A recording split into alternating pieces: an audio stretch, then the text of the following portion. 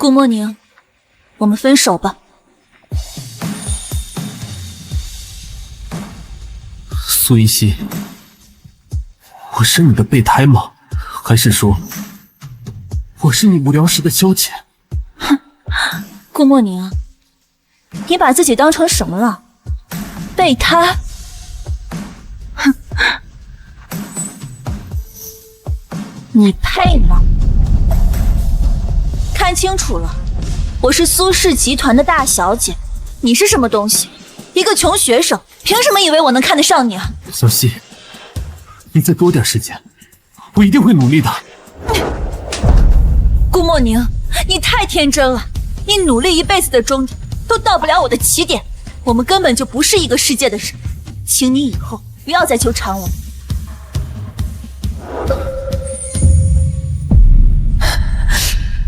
莫宁，对不起，对不起，我父母意外离世，二叔一家如今像饿狼一样盯着家产，不择手段。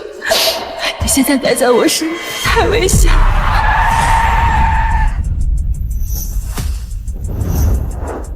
莫兰先生来了！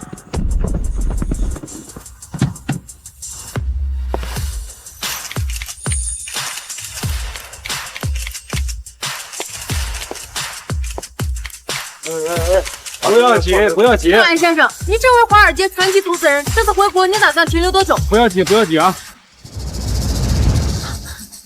堂姐，堂姐，你慢点，我看不见路。苏云溪，你一个瞎子，在我们家白吃白喝了6年，还妄想我带你去见诺兰先生，真是痴心妄想！别杵在这里丢人现眼了，赶紧给我滚开！求见诺兰先生的机会千载难逢，我可没时间在这里给你浪费。你就在这里，自己慢慢的看。堂姐，堂姐，堂姐，你别走！堂姐，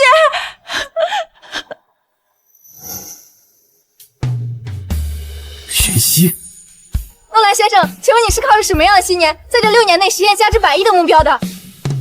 当然是靠着对一个人的恨意。天哪，一个能让你恨6年的人，他到底是谁啊？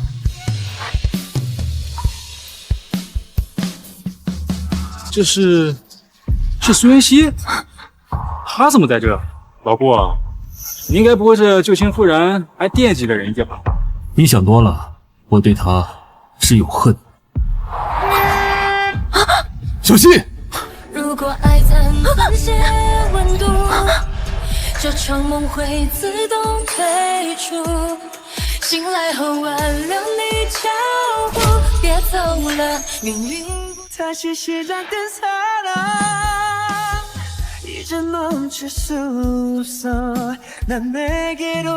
谢，谢谢你。眼睛不好还出来乱闯，知不知道这样会妨碍交通，给人添乱？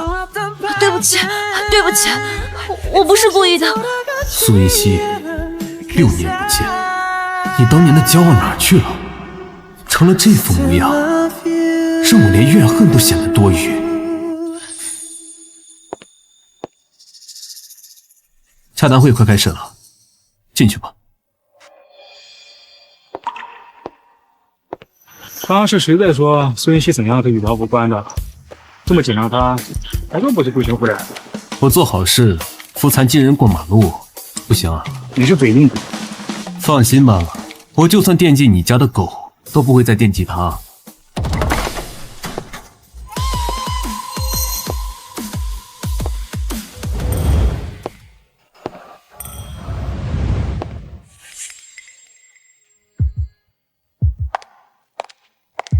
诺兰先生，我是苏氏集团的苏云墨，方便留个联系方式吗？不好意思，有事请联系我助理。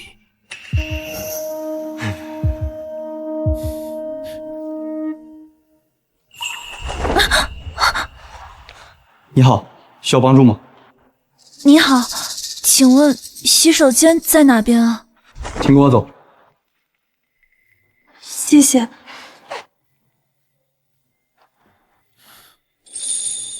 我去一下洗手间。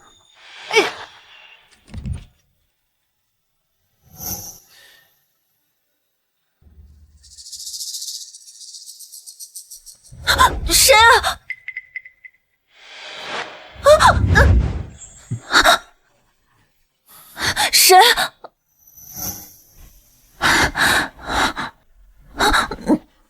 别动，小心扭疤。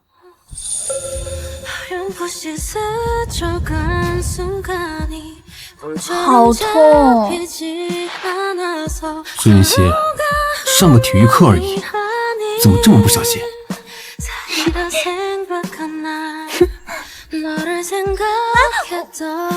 别动，小心扭疤。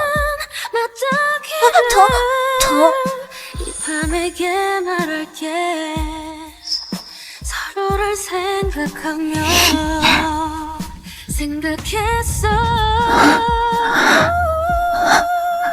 莫宁，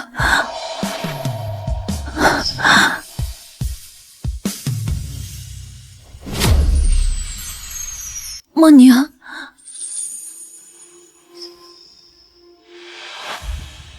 你认错人了。是，他怎么可能是莫宁呢？莫宁那么骄傲的人，6年前被我那样践踏自尊，就算是我们再相遇，他也只会头也不回的离开吧。对不起，还有，谢谢你。我应该怎么称呼你啊？这不重要。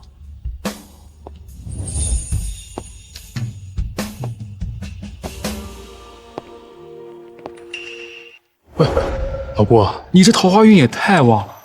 刚刚你走之后，有10几个老总拐着弯跟我打听你，问你有没有联姻的意愿呢？告诉他们，我没兴趣。这10几个老总可个个都是身家不菲的人物，能让你在国内增添不少助力。你真的不感兴趣？我经手的投资没有哪个是不成功的，需要靠联姻助力吗？那倒也是。别看这个苏云溪啊，他是个瞎子，可是他过人的本事啊，还是不减当年。那个吴氏的吴总可是愿意用1000万的项目来换取跟他联姻呢。吴氏的吴总，我听说他都60多岁了吧？反正他又看不见，是老是少，有什么区别？是啊，苏云溪都瞎了，有人要就不错了。苏一墨，可否引荐下令尊？诺兰先生，你找我爸是有什么事儿吗？我既然有联姻的打算，现在觉得苏氏挺合适的。身价100亿的天才投资人诺兰，竟然想和我联姻？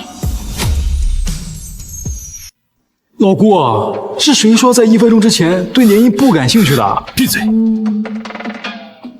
你才第一次见这个苏云墨，就当众对人家求婚，你这辈子是认准了苏家的女儿吧？苏云墨，这可是诺兰先生啊！你要是不答应，我可就上了啊！我愿意，诺兰先生，我这就带你去找我爸。请。诺兰先生，幸会啊！来，坐。苏总，我有意跟苏家联姻，这份5000万的合约是我的诚意。诺兰先生年少有为，我把女儿托付给你，我很放心。这种婚事，我同意了。小莫，你可是出息了，这出去一趟就带着金龟婿回来。哎，诺兰先生，那咱们商量一下，你和苏云墨什么时候结婚呢？哎，小莫，你想什么时候结婚啊？我觉得秋天就很合适啊，不冷不热的，正好适合办草坪婚。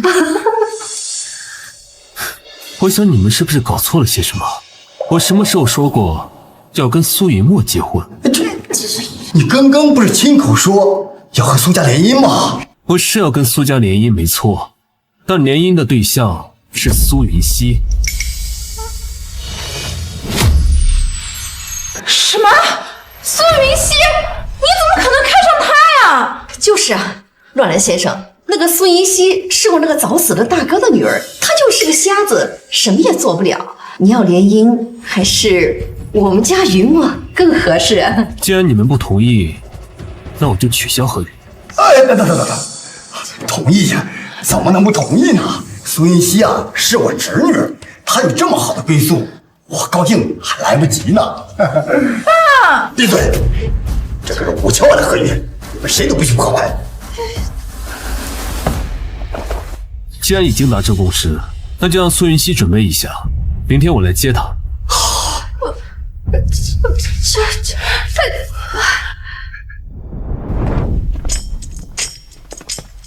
老顾啊，老顾，你确实不是旧情难忘，你这是情根深重，无法自拔。我娶她只是为了报复她，你懂个屁呀！哦，我知道了，你这嫌他瞎的还不够，故意把人要回来，关在屋里继续折磨。老顾，好变态！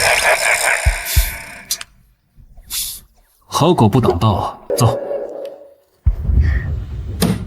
苏连城，那诺兰可是身价100亿的天天投资人，你怎么能让孙熙嫁给他？行了，你们以为诺兰真的要娶她呀？爸，你这话是什么意思啊？他嘴上就是联姻，但婚礼的事儿半句没提，无媒无凭就要把人接走，这是什么意思？你们还看不出来？难道他只是看上了孙云熙的脸，只是想跟他玩玩？这还用问了？一个正常人怎么可能娶个瞎子呢？何况是一个有钱有权的男人，怎么可能吃亏？这倒也是。哎呀，算了，这不管怎么说，拿个苏云熙换5000万，哎呀，也不亏呀。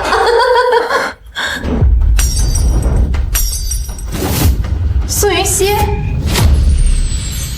小希，既然你都听到了，那我就直说了。我们苏氏因经营不善，需要联姻自救。今晚呢，你就收拾一下，明天有人来接你。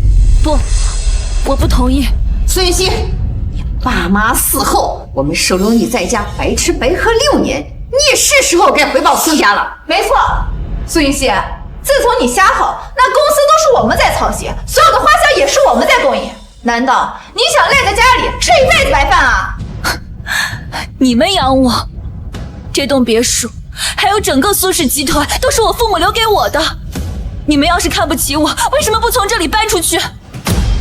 苏云熙，我是你二叔，这就是你对长辈说话态度？你都要把我卖了，还要我把你当成长辈吗？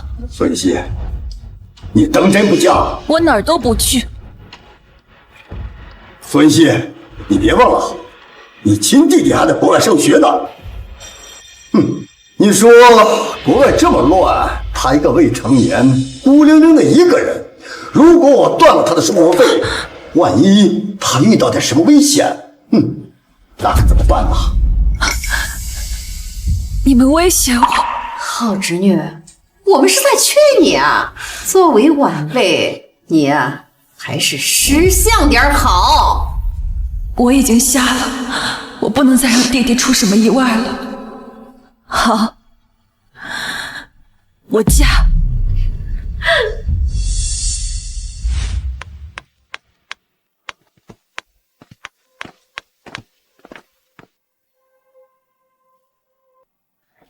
老顾，一会儿我送你和嫂子去领证。不用了，先去医院。哟，这么上心呢？刚接到人就带去医院做检查。你想多了，他一个盲人就寄人篱下，谁知道这些年有没有什么乱七八糟的经历？我带他去体检，是防止有什么病。这个人，他是谁啊？既然这样看我，既然这么看不起我，你为什么要娶我呢？这种屈辱，早在当初答应联姻的时候就应该想到了，不是吗？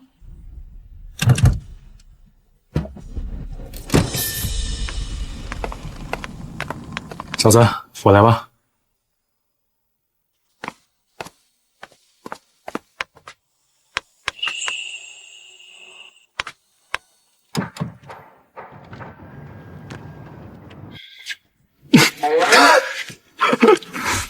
笑什么？我像某些人，明明很在意，偏偏要嘴硬。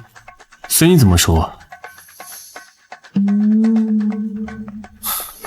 苏云熙，如果你知道你嫁给了自己当初最看不起的人，你会是什么表情？不过我不会这么早让你知道真相的，这场游戏才刚刚开始。能感受到光吗？不能。先生，请跟我来。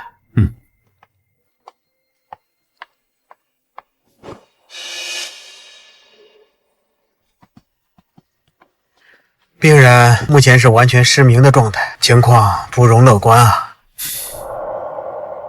有复明的可能吗？具体情况还要等详细检查报告出来，再做进一步的分析研究。麻烦你了。没事的，不客气。这个人带我来医院是想给我治眼睛，他好像也没有我想象的那么糟。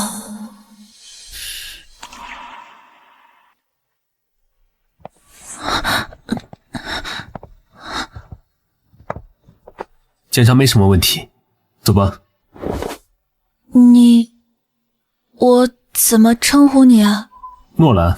诺兰，你是那个华尔街回来的著名投资人？是我。可是，你这么著名一个人，为什么会想着娶我呀？诺兰，你的中文名字叫什么呀？你不需要知道。为什么他给我的感觉那么像莫宁？我最近真是疯了，怎么总是把别人当成莫宁呢？我明明知道莫宁他不会出现的。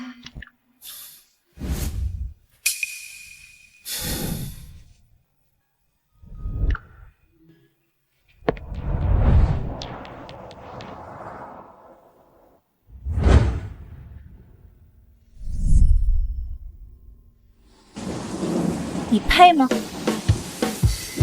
看清楚，我是苏氏集团的大小姐，你是什么东西？一个穷学生，凭什么以为我能看得上你啊？苏云溪，我终究还是等到你了，是这种不堪的方式。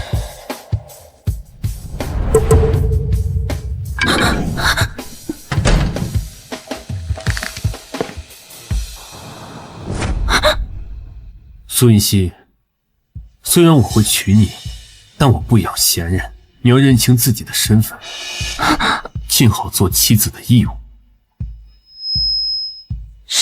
什么义务？现在给我换鞋。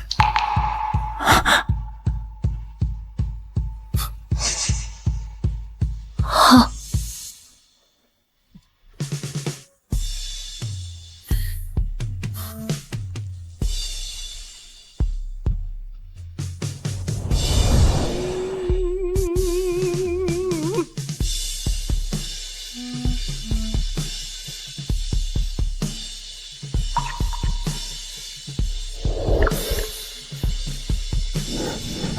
诺兰先生，连换鞋都做不好，动作那么慢，哼！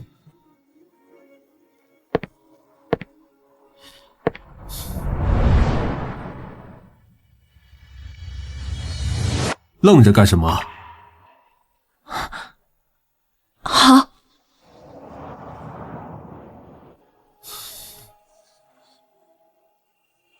过来。好，我现在就过来。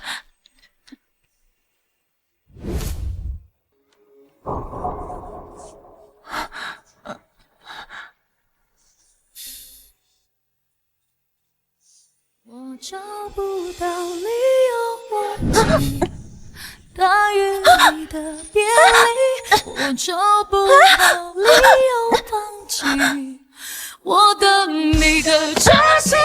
有些爱越藏抽离，却越更清晰。放开我！怎么，不愿意？没有。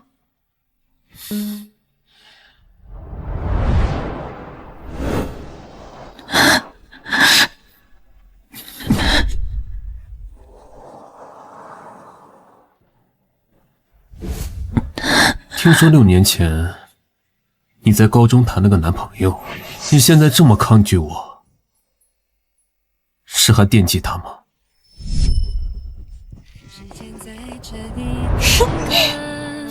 ？17岁的我总爱嘲笑着抬头看你说最后一题了，别管卷子嘛，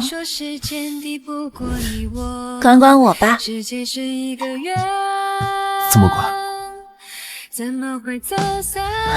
那时候最好的我们，又简单勇敢的天真，到现在夜空闪烁，只留下我一个人看烟火。那时候最好的我们，有明亮坚定的眼神。你说这些经过平凡而又深刻，却没见你留下任何的颜色。时间太久远了，他长什么样子我都不记得了。记不清了。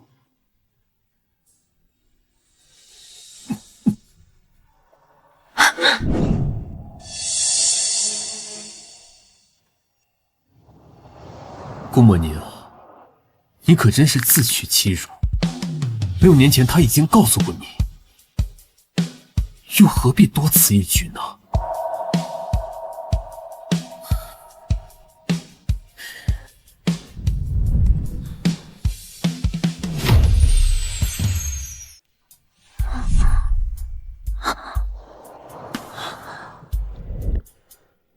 诺兰，他昨天晚上竟然没有碰我，他究竟是谁？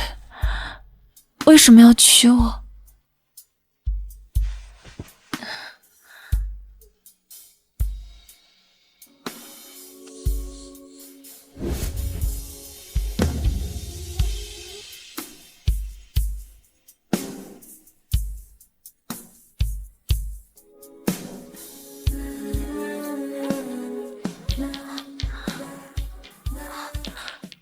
有人吗？太太，您醒了啊？我是这家里的佣人，叫我王妈就行。来，先坐。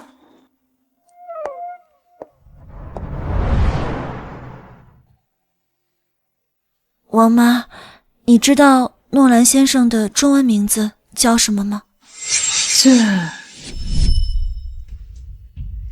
先生，我听徐浩先生说，太太是您的初恋。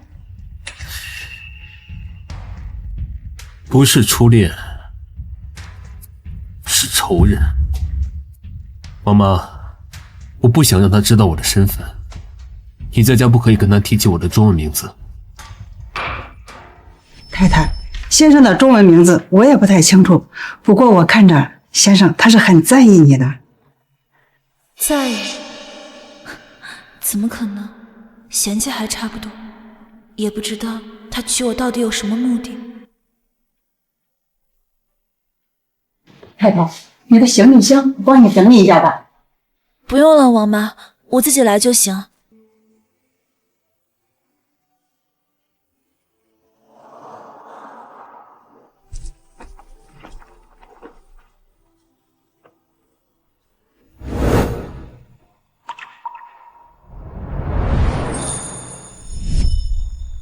又是卷子，卷子，你满眼都是卷子，你眼睛里都没有我啦。哪有啊？顾莫宁，你现在都已经是年级第1了，为什么还要参加这么多竞赛啊？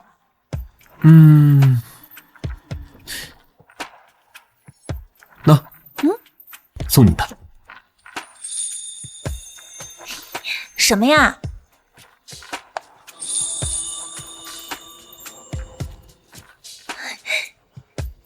劳伦斯设计的新款手链呀！你哪来的钱买这个啊？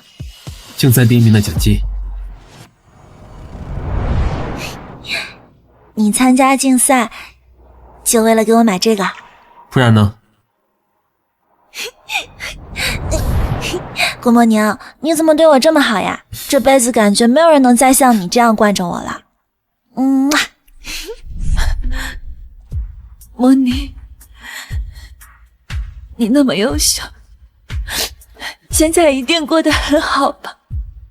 而我只能依靠这些回忆，撑过往后无尽的黑暗。你在干什么？你在干什么？没什么。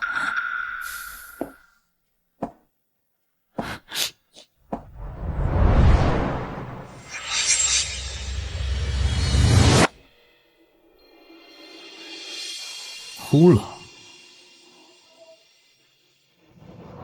你一个瞎子，跟着我有什么好委屈的？如果诺兰先生愿意放我自由，我感激不尽。放你自由？你是想流落街头吗？你以为你二叔还会接纳你啊？那就不劳诺兰先生费心了。别整天一副要死不活的样子。我花5000万娶你回来，不是为了看你这张哭丧脸的。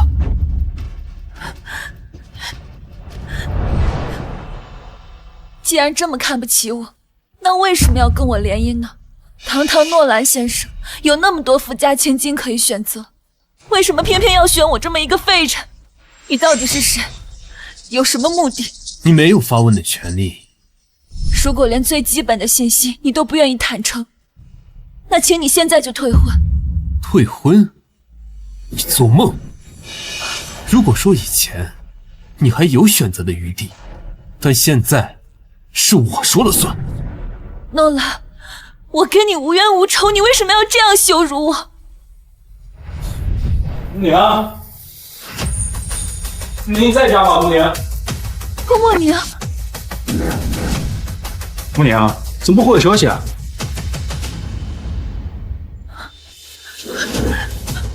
诺兰，你是顾默宁？是让你叫我名字的，赶紧给我想办法圆回去。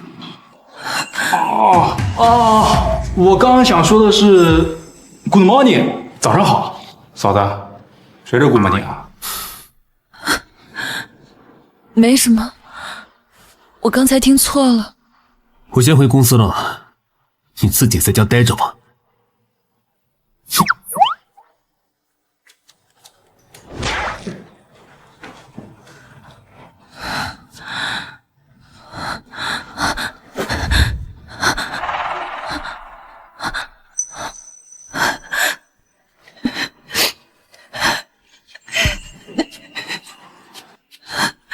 苏云溪，别再发神经了！堂堂著名投资人诺兰先生，怎么可能会是莫宁？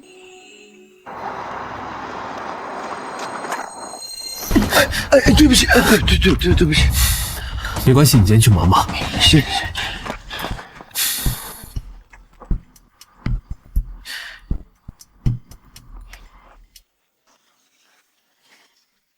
太太，我下楼扔一下垃圾，马上回来。好。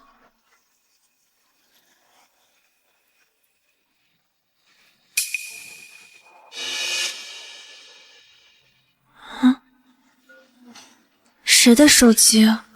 喂，我妈，送到西庄的别墅区大门，尽快。我妈不在，诺兰看起来好像很着急。你要认清自己的身份，尽好做妻子的义务。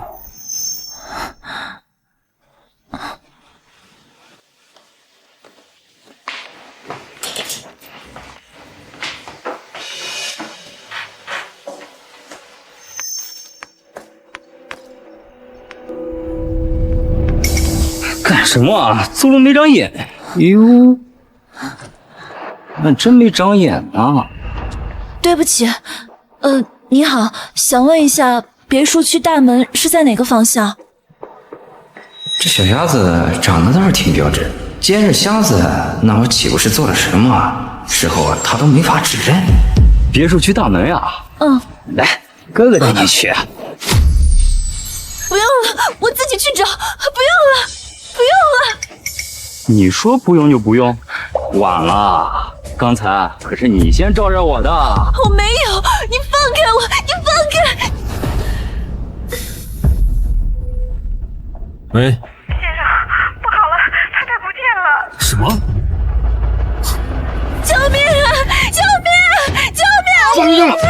身体很重要。闭嘴！闭嘴！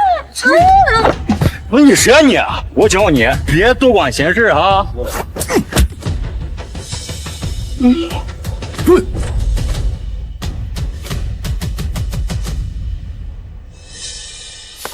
孙一熙，你眼睛不好，脑子也不好吗？家里是装不下你吗？为什么非得跑出来添乱？诺兰，对不起，我没有想到自己现在连送衣服这种小事都做不好。你是来帮我送衣服的？先生，太太，妈妈，看好太太，下次的事不可以再发生。好的，先生。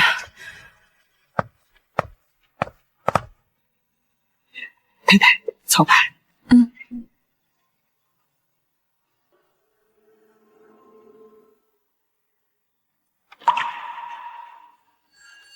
眼睛不好，还出来乱闯。自从你瞎吼，那公司都是我们在操心，所有的花销也是我们在供应。难道你想赖在家里吃一辈子白饭啊？孙一熙，你眼睛不好，脑子也不好吗？家里是装不下你吗？为什么非得跑出来添乱？莫妮，我现在真的好没用啊！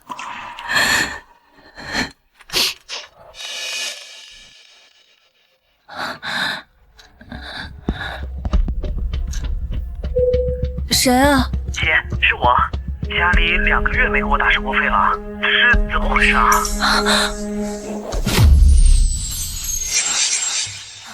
云舟，你先别急，可能是家里忘了，我去问一下二叔。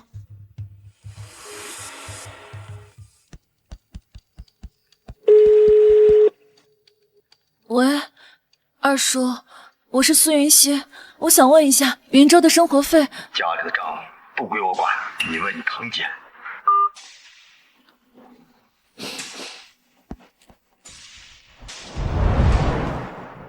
堂姐，我是苏云熙，我想问一下，家里为什么2个月没有给云舟打生活费了？苏云熙，你有没有搞错？你亲弟弟的生活费凭什么要我们出？你都嫁人了，问你男人要去。苏云墨，你别忘了，我跟弟弟才是苏氏集团的合法继承人，你只是代为管理而已。哦，那就更没办法了。苏氏经营不善，你又不是不知道，反正没有钱分给你。苏云墨，你别太过分了。我过分？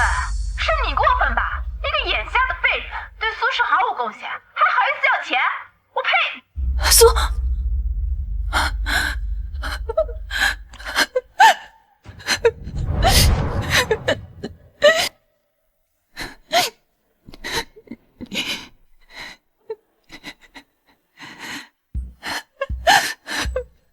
莫妮，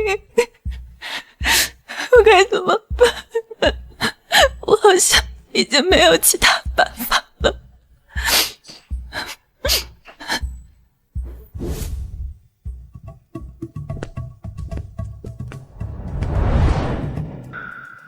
先生，你回来了。妈妈，太太呢？太太把自己关在房间里，一整天都没出来。我去看看。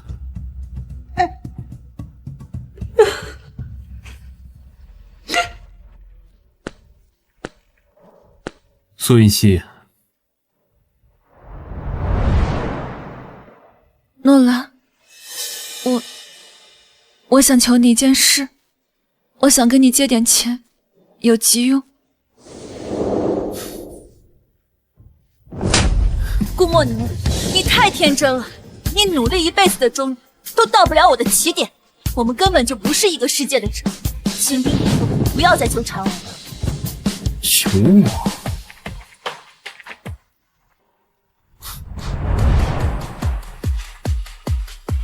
你想怎么求？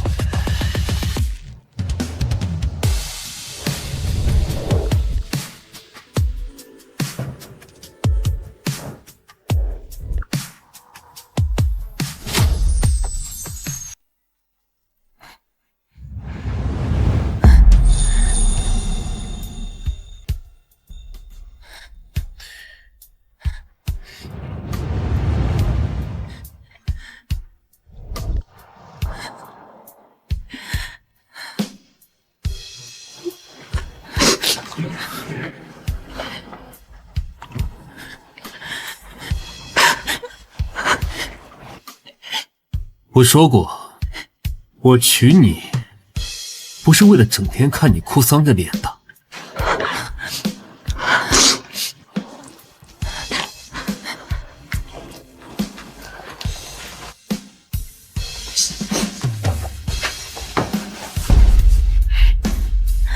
这样可以吗？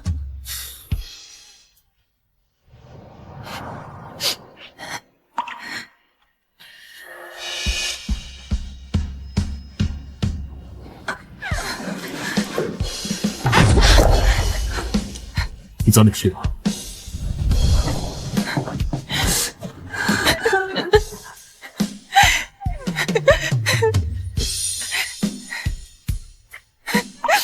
梦妮，我怎么这么没有用？我怎么什么都做不好呢？我不知道自己还能撑多久。王妈，怎么了，先生？今天太太在家，有遇到什么事吗？先生，你刚进门我就想说了，下午我听到太太接电话，好像提到了弟弟的生活费。他弟弟，我知道了。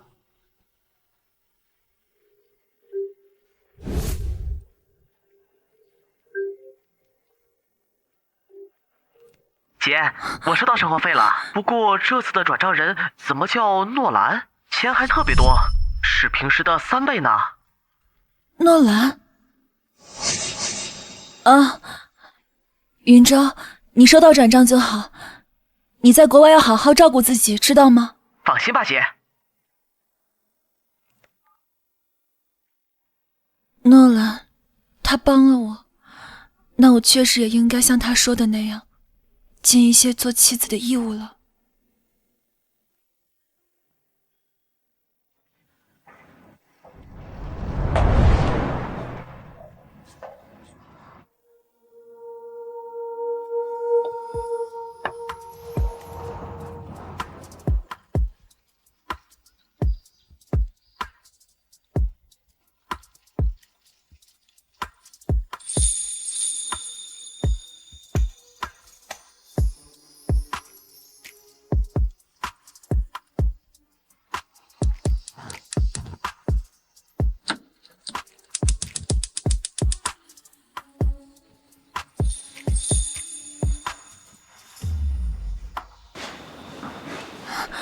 诺兰，怎么了？我给你做了早饭。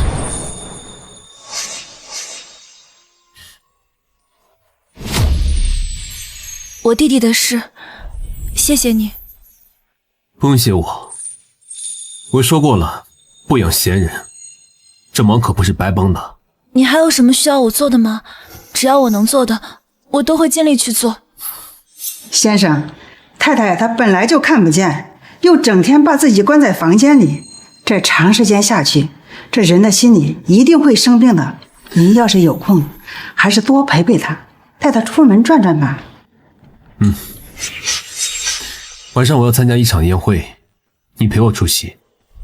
晚宴，我眼盲之后，每次参加晚宴都会弄得很狼狈。不过，既然是诺兰的要求，好。礼服我会让人送过来，晚上我会来接你。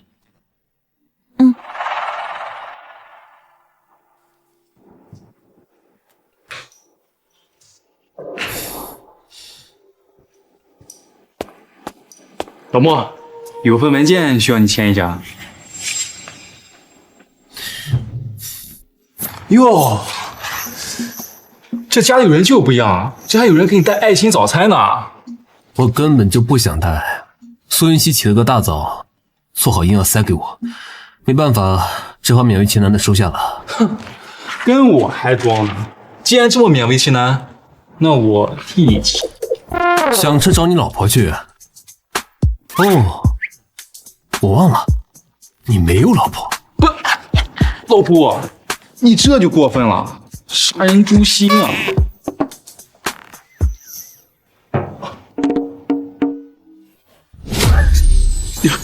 我都忘了，孙熙她看不见，做饭很难掌握火候。这根本不能吃，得我帮你扔了吧。我就喜欢不熟的。唉，没救了，你这辈子算彻底栽在孙英熙手里了。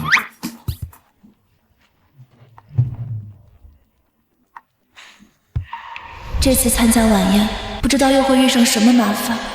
如果给诺兰丢人了怎么办？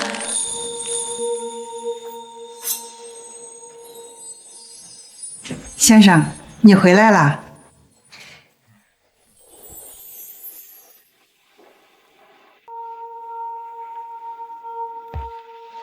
人们开始存在宇宙，黑夜和白昼。呼气第一口气的咽喉，最怕命运消透。坏和美好，我有血肉去感受。问宿命是否太多就在持久在永远离不了不朽。时间到了。恋人总会收到，牵手到，放手到，挥手就该足够。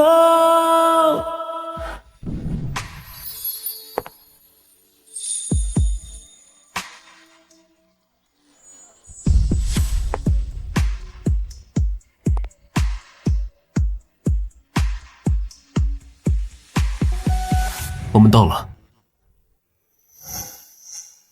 苏雨熙啊，你怎么穿成这副样子啊？你出门都不照镜子啊？哎呀，我忘了，还是个瞎子，照镜子怎么能看得见呢？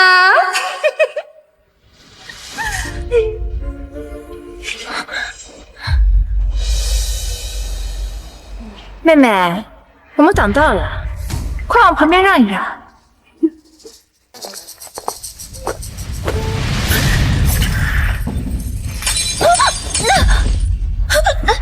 苏云熙，我要是你啊，就乖乖待在家里，不出来丢人现眼了。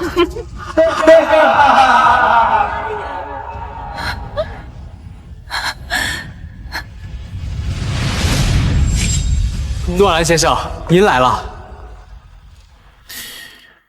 我给大家介绍一下，这位是我的太太，苏云熙。您太太真是漂亮又大方呢。没错，你们两个站在一起，看起来简直就是天生一对。诺兰先生好福气啊！这次竟然没有嘲笑我，谢谢大家。不是说诺兰跟苏云熙只是玩玩而已吗？是啊，这怎么还公开带出来了呢？走，我们去找这个苏云熙叙叙旧去。老顾，公司有个重要项目需要紧急决策。知道了。苏云熙，你在这儿等我一下，我马上就回来。好。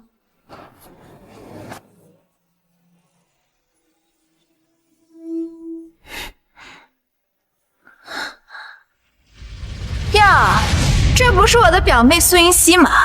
眼都瞎了，还来参加宴会呢，还穿得这么张扬，是多怕自己的男人被别人抢走了？苏云墨，没错，是我。苏云熙，你之前还装出一副矜持自重的模样，怎么这么快你就原形毕露了？苏云熙这个瞎子，也就只能靠谄媚男人讨生活了。就是不知道他能让诺兰先生新鲜多久。你们，我确实是求了诺兰，才解决了弟弟生活费的问题。他们说的没错，我现在就是一个百无一用、废人一个。我和我太太的关系，什么时候轮到你们评头论足了？诺兰先生，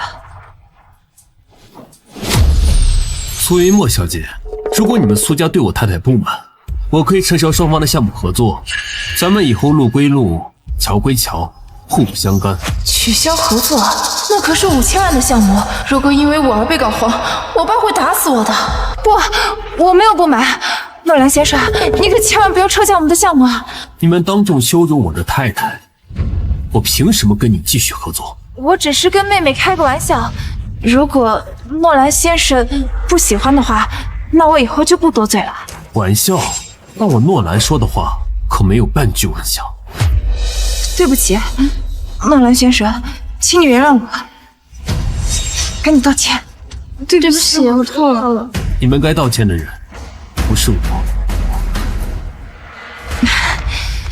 小希啊，那都是堂姐的错，你别跟堂姐计较啊。你离我远一点。好，只要你能原谅堂姐，那堂姐这就滚。还不快滚！前相面，谢谢。闭上双眼，梦里的相见，看着你孩子般微笑的脸，再靠近一点。你是我诺兰的妻子，有人欺负你，你就不知道反抗吗？开始这球在改变。我之前不是没有尝试过反抗，可是一个瞎子的反抗有什么用呢？那你记住，有人欺负你，就是在损我诺兰的脸面。你给我硬气一点，听到了吗？诺兰看似态度恶劣，但从来没有真正的伤害过我，相反，他其实一直在帮我。我记住了。这是苏云溪。云溪，这是你啊！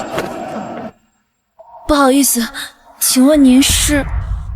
我是陆钊啊，小时候住你家隔壁，跟你一起长大，直到初中才出国留学。出国前我还答应你，一定会回来找你那个陆钊啊。你该不会不认识我了吧？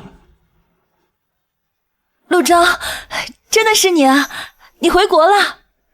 没错，前些年你家里出事儿，我还特意回来找过你。不过你二叔他不让我进门，我就没见到你。苏云溪，不打算正式介绍一下吗？哦，诺兰，这位是陆钊，我父亲是交好友的儿子。你是？我是诺兰，苏云溪的丈夫。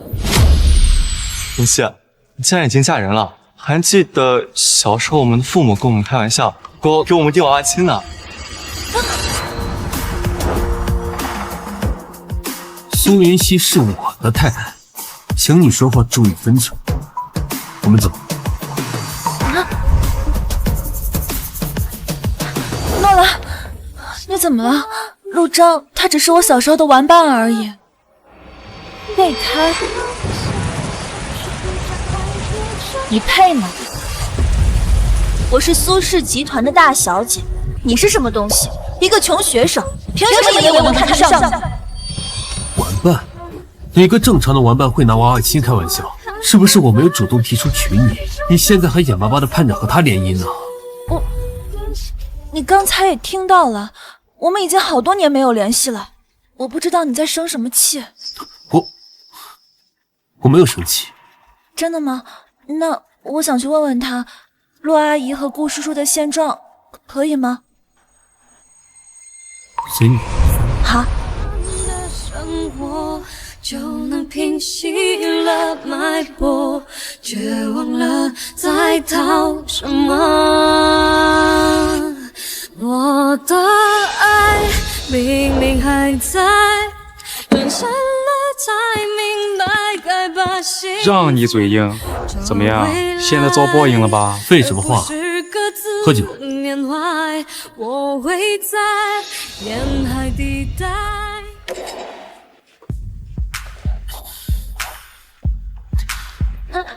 诺兰，你喝多了，小心点。原来再也不用见，不用别人念沦陷。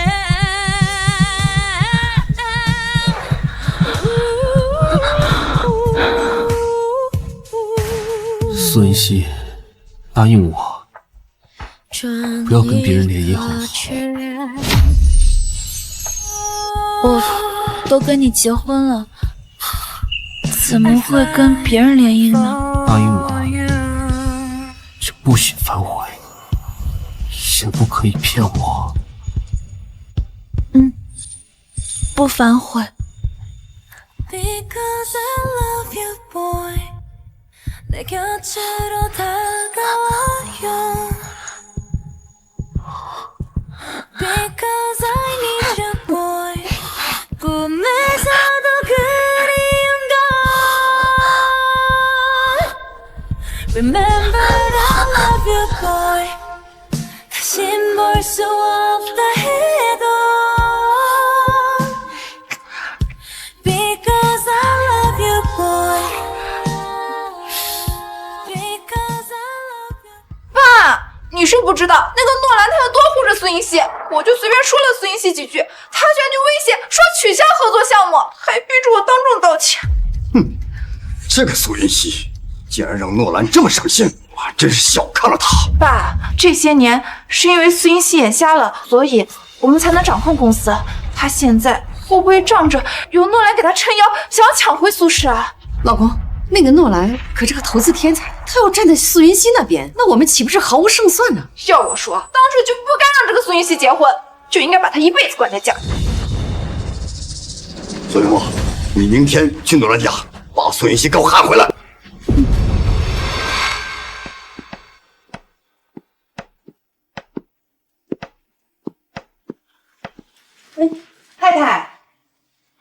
太太，你起床了？来，先坐吧。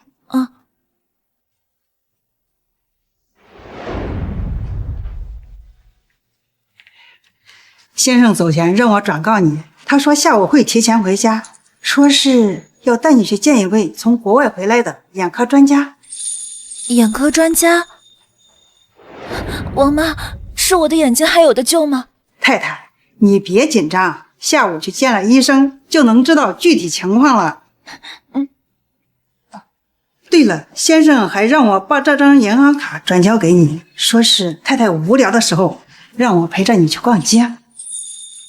好，他怎么会对我这么好，好到让我像做梦一样？太太，我去开门。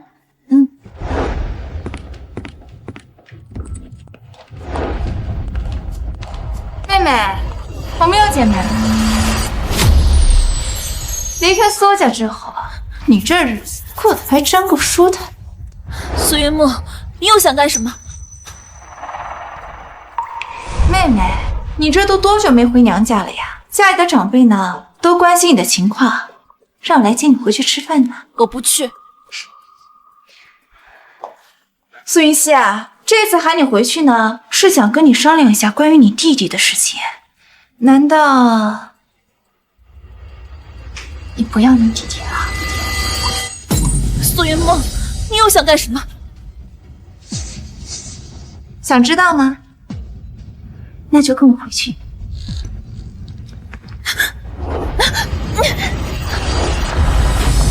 哎呀！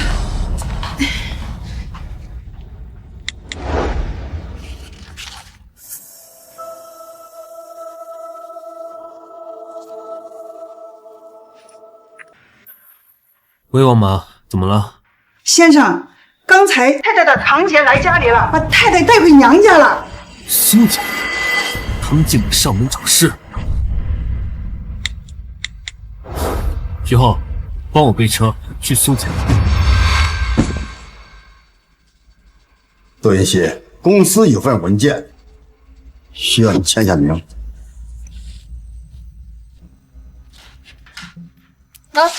快签。文件，那我需要拿回去，找人念过之后才能确定是否签署。别看了，直接告诉你也没关系，这是股权转让协议。股权转让协议？你们想夺走我父母留给我的股权？你们要拿走我的股权，凭什么？凭什么？凭你马上就要嫁给诺兰了，这苏家的资产也该交给你二叔了。我不签，苏氏是我父母留下的产业，就算没有我，也还有我弟弟。你弟弟孙熙，如果你坚持要把苏氏留给你弟弟的话，那就别怪我狠心狠了。你什么意思啊？绊脚石只有被清除的命。你们，苏云溪，我们给你找诺兰这么好的归宿，也够对得起你了。你乖乖的把苏氏让出来，我们皆大欢喜，不好吗？小溪啊，二叔答应你，只要你签了字，以后啊，我再也不会为难你和你弟弟了。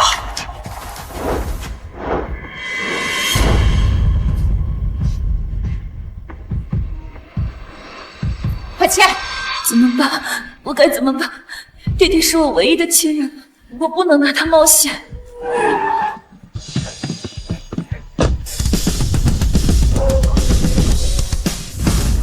走。给我签！难道你想你弟弟跟你一样变成个废物吗？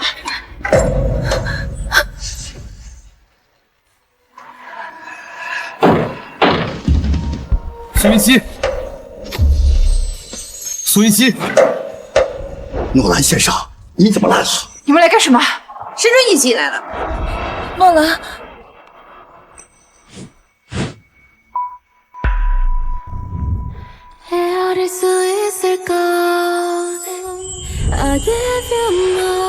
别怕，我来了。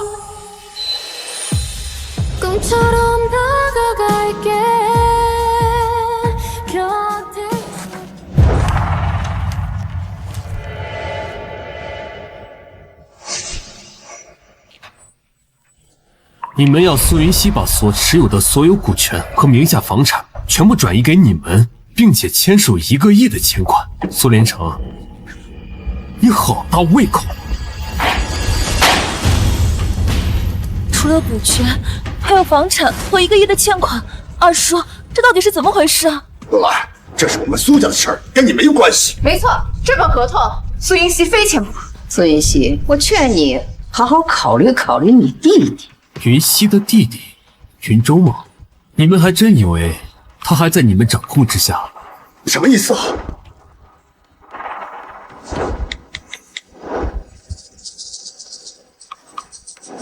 奇怪，云舟的电话怎么打不通啊？多亏了你们见利忘义，不愿给云舟生活费，这才让我有机会查到他在国外的生活有多么窘迫。我已经协助云舟完成转学，云舟日后的生活就不必你费心了。怎么会这样？苏云梦，谁让你断了云舟的生活费了？我也不知道，怎么会这样？苏云溪，我们走。在爱的回归线，有期待回现。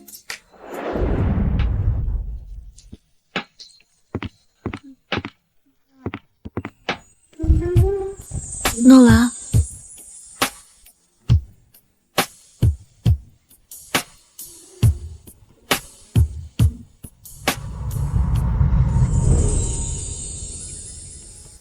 我想我会开始想念你，可是我刚刚再见了你。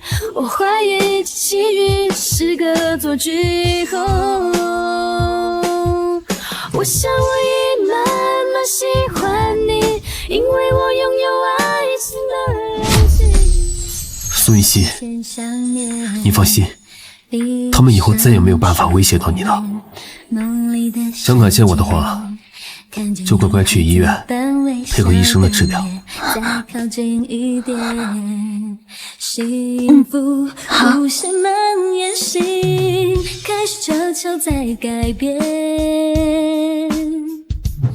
苏小姐的眼睛耽搁得太久了，如果是6年前，我还是有9分的把握让她复明的，但是现在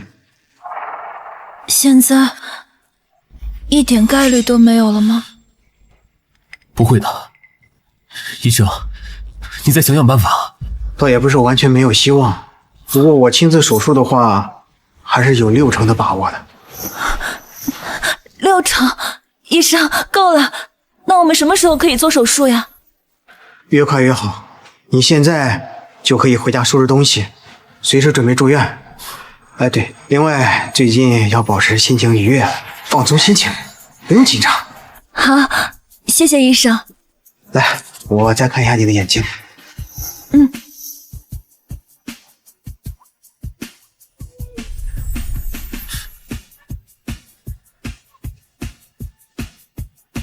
若兰，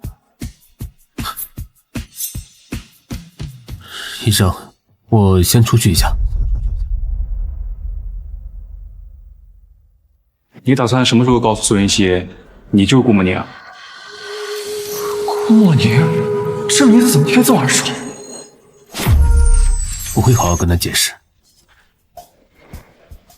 你心里有数就行。你们这件事还是尽早说开比较好。放心，我明白。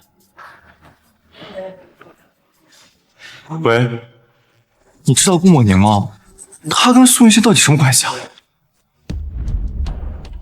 时隔多年又坐在一起，依旧像未曾分离那样亲密。慕宁，或许你早就把我忘记了，可我一直被困在6年前那个雨夜，就像毒入骨髓，深入肺腑一样，一直沉浸在无尽的遗憾和痛楚中。慕宁，我一直以为我的一生将永远定格在那个夜晚，永远暗无天日。可是我最近遇到一个很好的人，他脾气有点凶，但是却给我带来了无限的转机和希望。或许我也是时候该从过去抽离出来，继续往前走了。需要帮忙吗？已经收拾好了。好，那我们走吧。苏云溪家属啊，请过来一下，有些注意事项啊需要交代。好，你先在这等我，我马上就回来。好。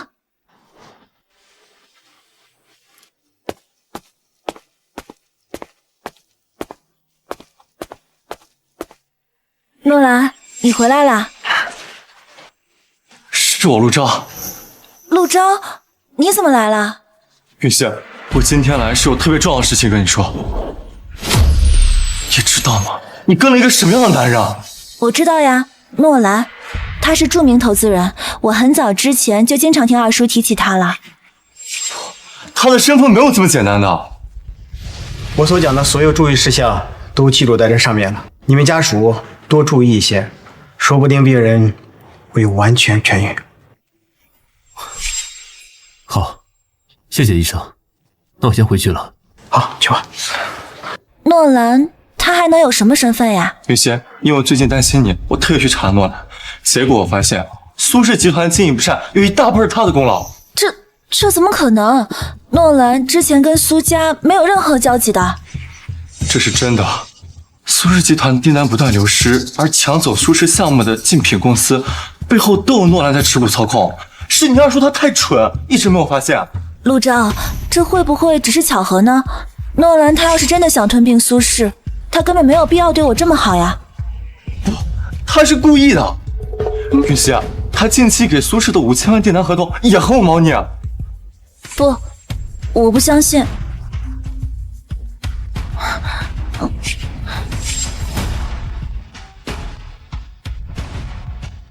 谁？苏云溪，我是你二叔啊。诺兰给苏氏的订单合约根本没办法完成啊，他要求的货品配方量有一个原料已经被垄断了，苏氏根本没办法按时交货。陆昭，你怎么在这里？苏云溪，如果不能按时交货，苏氏是要赔偿天价违约金的。你快去跟诺兰协商一下。苏氏可是你爸爸打拼下的公司，你总不能看着他破产吧？诺兰，我二叔他说的是真的吗？苏云溪，你别着急，这件事我可以解释。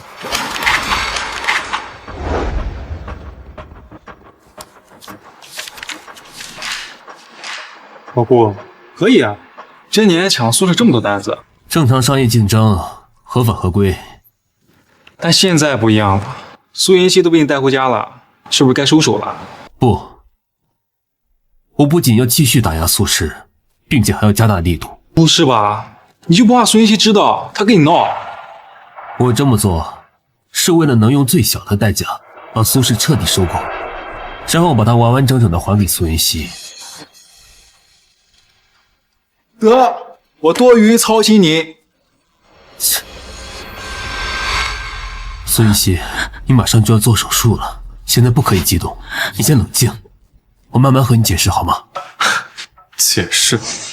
你如果足够坦诚，你为什么不告诉他，你到底是谁？顾莫宁啊，顾莫宁啊！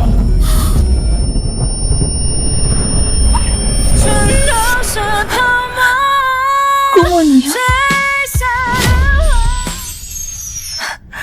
陆昭，你在胡说什么呀？诺兰他怎么可能是顾莫宁呢？顾莫宁，事到如今了，你还不承认吗？云溪，你别着急，你想知道的一切我都会。我现在只想知道，你是不是顾莫宁？是。顾莫宁，你是顾莫宁，你是顾莫宁。如果这是真的，你为什么要骗我？因为6年前你和他分手，他一直怀恨在心。这些年，他一直抢苏氏订单，打压苏氏，甚至和你联姻都是为了报复。这场联姻从一开始都是一场处心积虑的骗局。事情不是这样的。放开我！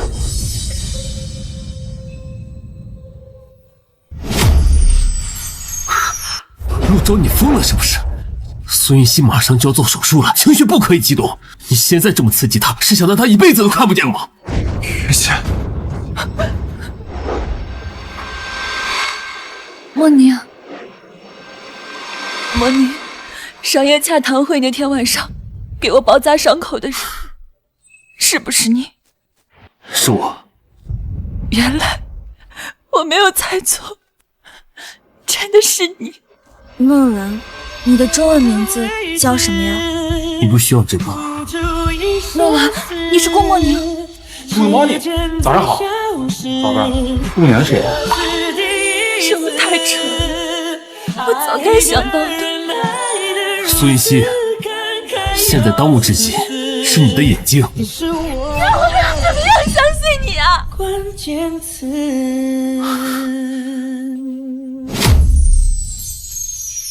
那我怎么相信你啊？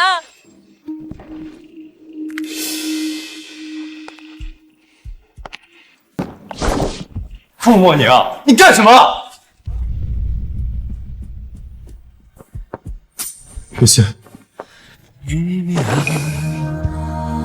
苏云溪，是，我是骗了你。那你当初玩弄我真心的时候，有没有考虑过我的感受？莫宁，你那么优秀，现在一定过得很好吧？原来我当了这么久的小丑，陆昭，带我离开这里可以吗？好，我们走。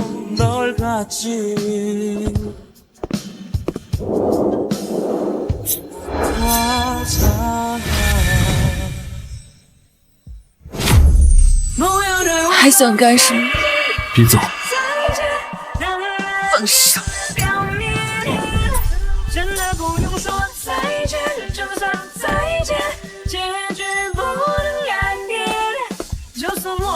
苏云溪！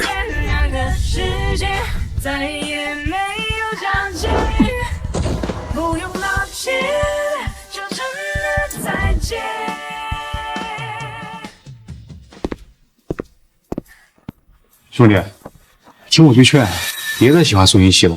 那天底下好女孩这么多，何必在苏云溪这棵树上吊死呢？先让我冷静会儿。不是兄弟，我是真看不下去了。你可是顾莫宁，短短6年白手起家，从普通学生到商业新贵的诺兰，他苏云溪凭什么这么糟践你？放心吧，教训我已经吸取过了，以后我不会再犯贱了。类似的话我都不知道听了多少次了，这次希望你说到做到吧。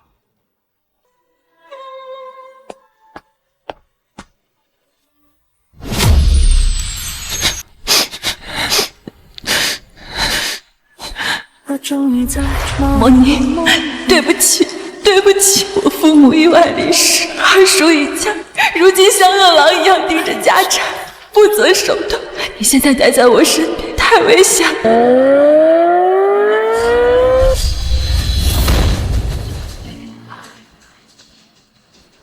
顾莫宁，当初我狠心分手，只是为了保护你，没想到却因此让你记恨了6年，还处心积虑出手报复。你不知道真相，我无法恨你，但我从此也不可能爱你。接。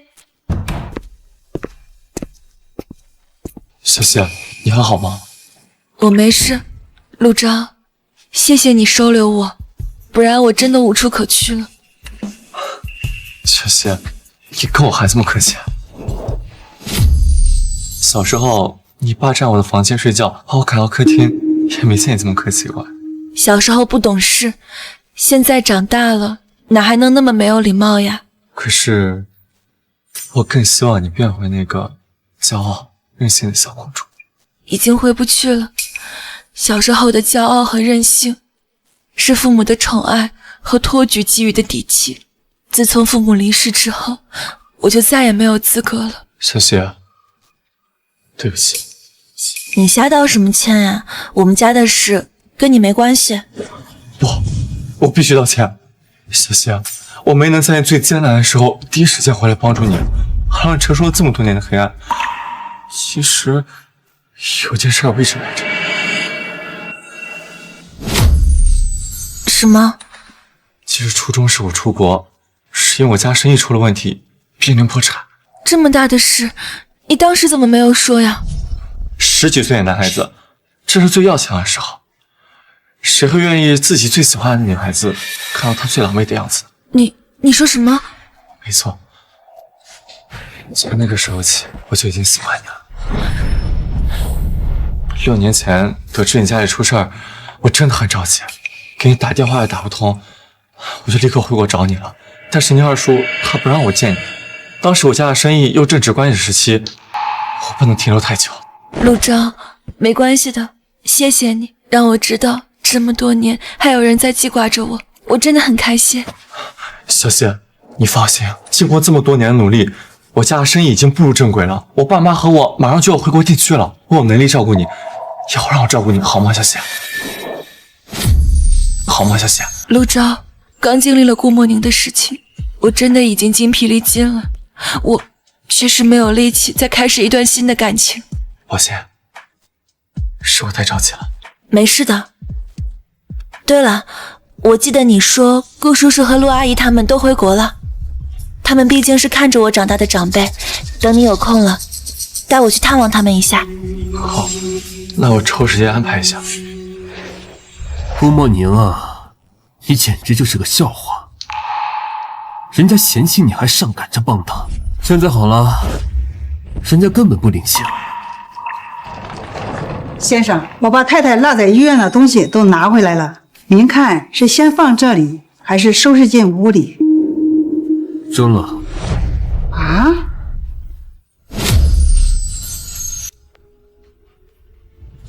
我说全部扔出去。先生，这样会不会不太合适？太太回来要是知道了，那她得多难受啊！我说的话是不管用了吗？对不起，先生，我这就照做。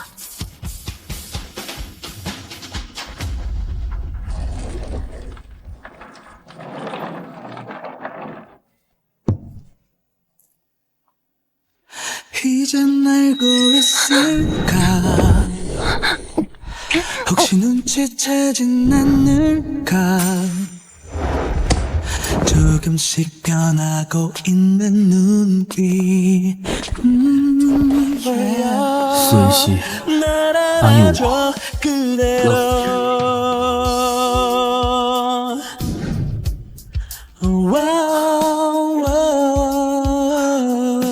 莫宁，你能不能出息点，不要再想他了？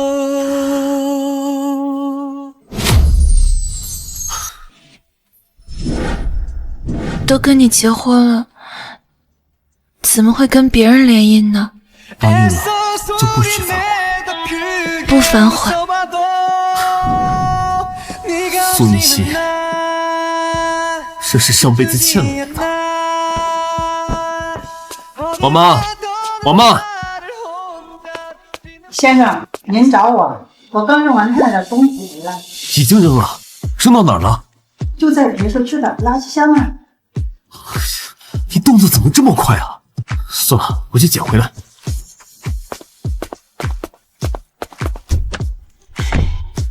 刚劝他不要扔，现在又着急去捡，这何苦呢？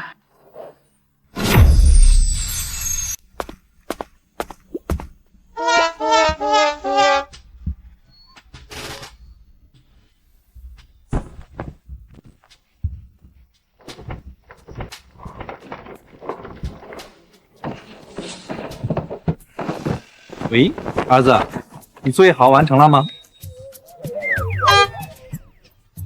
儿子，你一定要好好学习。爸爸这边看到有人在翻垃圾呢，特别可怜。如果你不好好学习，将来也是这个下场。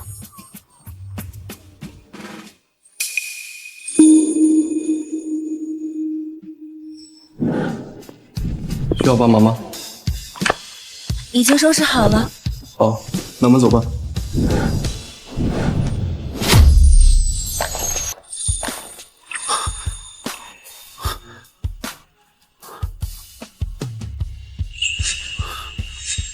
这条手链不是我送给他的吗？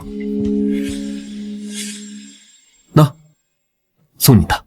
什么呀？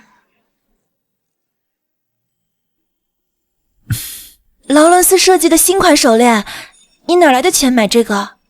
竞赛第1名的奖金。你参加竞赛，就为了给我买这个？不然呢？顾莫宁，你怎么对我这么好呀？这辈子还有谁能像你一样惯着我呀？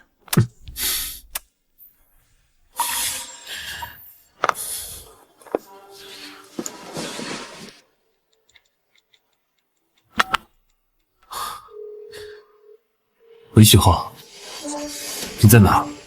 我们见个面，我有些事情想跟你打听一下。你别告诉我又是苏云溪的事吧？算了，你在家等着，我马上到。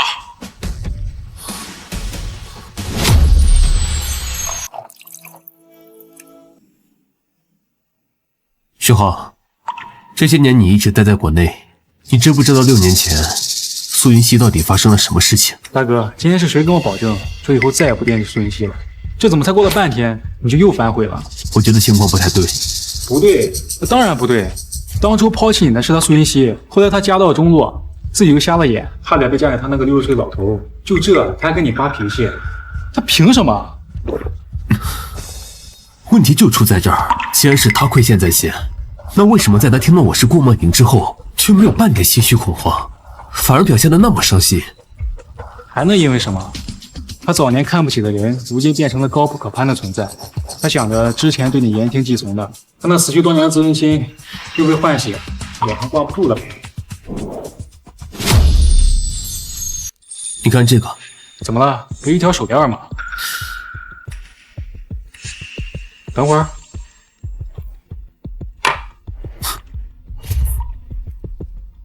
这看着怎么这么眼熟啊？我想起来了，这不是你高中拼命参加竞赛拿奖金给苏云溪买的手链吗？没错。这东西怎么又回到你手里了？今天在苏云溪的行李箱里找到的。不是吧，老顾？你还把苏云溪的东西收拾回来了？手链给我。老顾，这我就真看不下去了。之前你说要帮他，我想让苏云溪眼都瞎了，怪可怜的。他如果听话的话，养着就养着吧。但是他今天离开你，那你能忍，我都不能忍了。拿来。老顾，苏云溪这么个忘恩负义的东西，你怎么还放不下他？你还留他东西，不就还想等他回来吗？徐浩，你有没有想过，如果苏云溪真的从来没有在意过我，他为什么要保存这条手链？甚至他根本不知道我是谁，过来的时候都要带着他。说不定是随手保存的战利品，用来回味当年那个学霸校考是怎么付出一切讨他欢心的呢？你别忘了，他眼盲6年，在他看不见之后，在苏家连自己都保不住，长期保存一条这么小的手链，是件很容易的事吗？那倒也是，但是如果他真的在乎你，当初为什么跟你提分手？我要是知道，我还要跟你打听6年前的事情啊。当初我跟他分手以后，很快就去了国外，之后对苏云溪的状况一无所知，连他眼毛都是回国之后才知道的。我现在非常怀疑，他当初跟我提分手，是不是有什么苦衷啊？6年前，我只记得你出国后不久，就传出了苏云溪家里出了事，股权变更的事。过了很长一段时间，都没有人见过苏云溪。又过了小半年，等他再回来时，就已经眼盲了。徐浩，你派人查清楚6年前苏家到底发生了什么。这么简单的事，你为什么不打电话给苏云溪问个明白？他要是愿意说，还需要隐瞒6年吗？再说了，如果真的有什么隐情，你要去揭他的伤疤吗？行，我这就去查。好了，我已经奔不下去了。不过老顾，作为兄弟，我得提醒你，别抱太大希望。如果查出来你和苏云溪分手的事没有内情，别受太大打击。放心吧，我知道。你走了。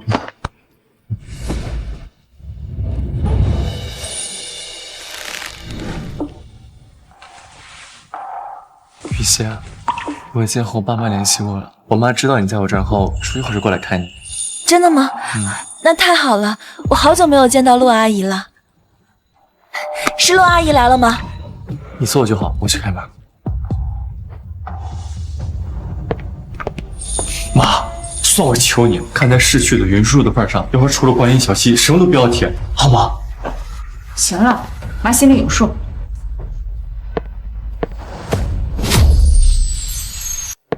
小溪啊，让阿姨看看，几年没见了，真是越来越漂亮了。陆阿姨，您跟顾叔叔这些年还好吗？好，都挺好的。小溪啊，阿姨前段时间好像听说你跟那个很有名的投资人诺兰订婚了。妈，对。不过我后来发现他有些事情瞒着我，就离开了。小溪啊，你现在这样的情况，阿姨就直说了。你看，你眼睛不方便，你这辈子都需要别人照顾。你们能别说了？如果我今天来这儿是为了跟小溪说这些的话，那你们还是回家了。怎么？小溪现在情况特殊，正是需要别人建议的时候。我作为长辈，指点几句，难道不应该吗？小溪现在父母不在了，我说这些也是为了她好。你说话能不能注意点？陆钊，没事儿，我知道陆阿姨她是关心我。你看，小溪现在比你懂事多了。小溪啊，你听阿姨一句劝，你现在这样的情况需要别人照顾。诺兰他有钱又年轻又帅气，这是多少人求都求不来的对象，可他偏偏又喜欢你，这么好的缘分，你可要把握住了。陆阿姨，我跟诺兰的事没那么简单，他并不是真心想跟我在一起的。苏云溪，这就是你看不开了。你现在这样的情况，要考虑什么真心不真心？你首先要考虑的是怎么好好过完你的后半生。你听阿姨一句劝，你趁现在年轻漂亮，别好好想办法抓住诺兰的心。妈，你们能不要逼他？现在的年轻人啊，一个两个的都不省心。陆钊，我前段时间给你介绍的蔡家千金，你们不都见过面了吗？你能不能上点心呀？赶紧把婚事给我定了。妈，我不是和你说了吗？我对蔡小姐没有任何想法，去见她也是完全为了照顾你的面子。怎么，那蔡小姐哪里不好了？无论是出身还是学历，哪里配不上你了？妈，你一定要在这里说这些吗？陆钊，我是你妈，我怎么可能会害你？陆钊，陆阿姨，你们聊，我去一下洗手间。要不要我带你去？不用了，这里我都已经很熟了，我自己可以。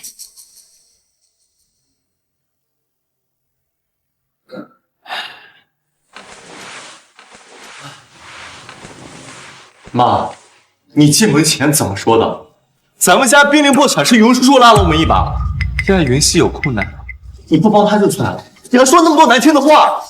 好你个陆昭，你是想说你妈我恩将仇报是不是？难道不是吗？好，你云叔叔当初是对我们不错，但是这不代表着我要为了这点恩情牺牲你一辈子的幸福。妈，你说这话是什么意思？陆昭，就你那点心思，谁看不出来啊？你不就是想和苏云熙在一起吗？我告诉你，我绝对不同意，我和你爸都不会同意的。妈，我已经长大了，我有能力解决我自己的事情。你要是敢跟苏云熙在一起，我和你爸就不认你这个儿子。妈，你怎么这么讨厌苏云熙？明明小时候那么喜欢他，还说要跟我弟娃娃亲呢。小时候能和现在一样吗？那个时候苏云熙他是个正常人，现在呢，他是个瞎子，一辈子都需要人照顾。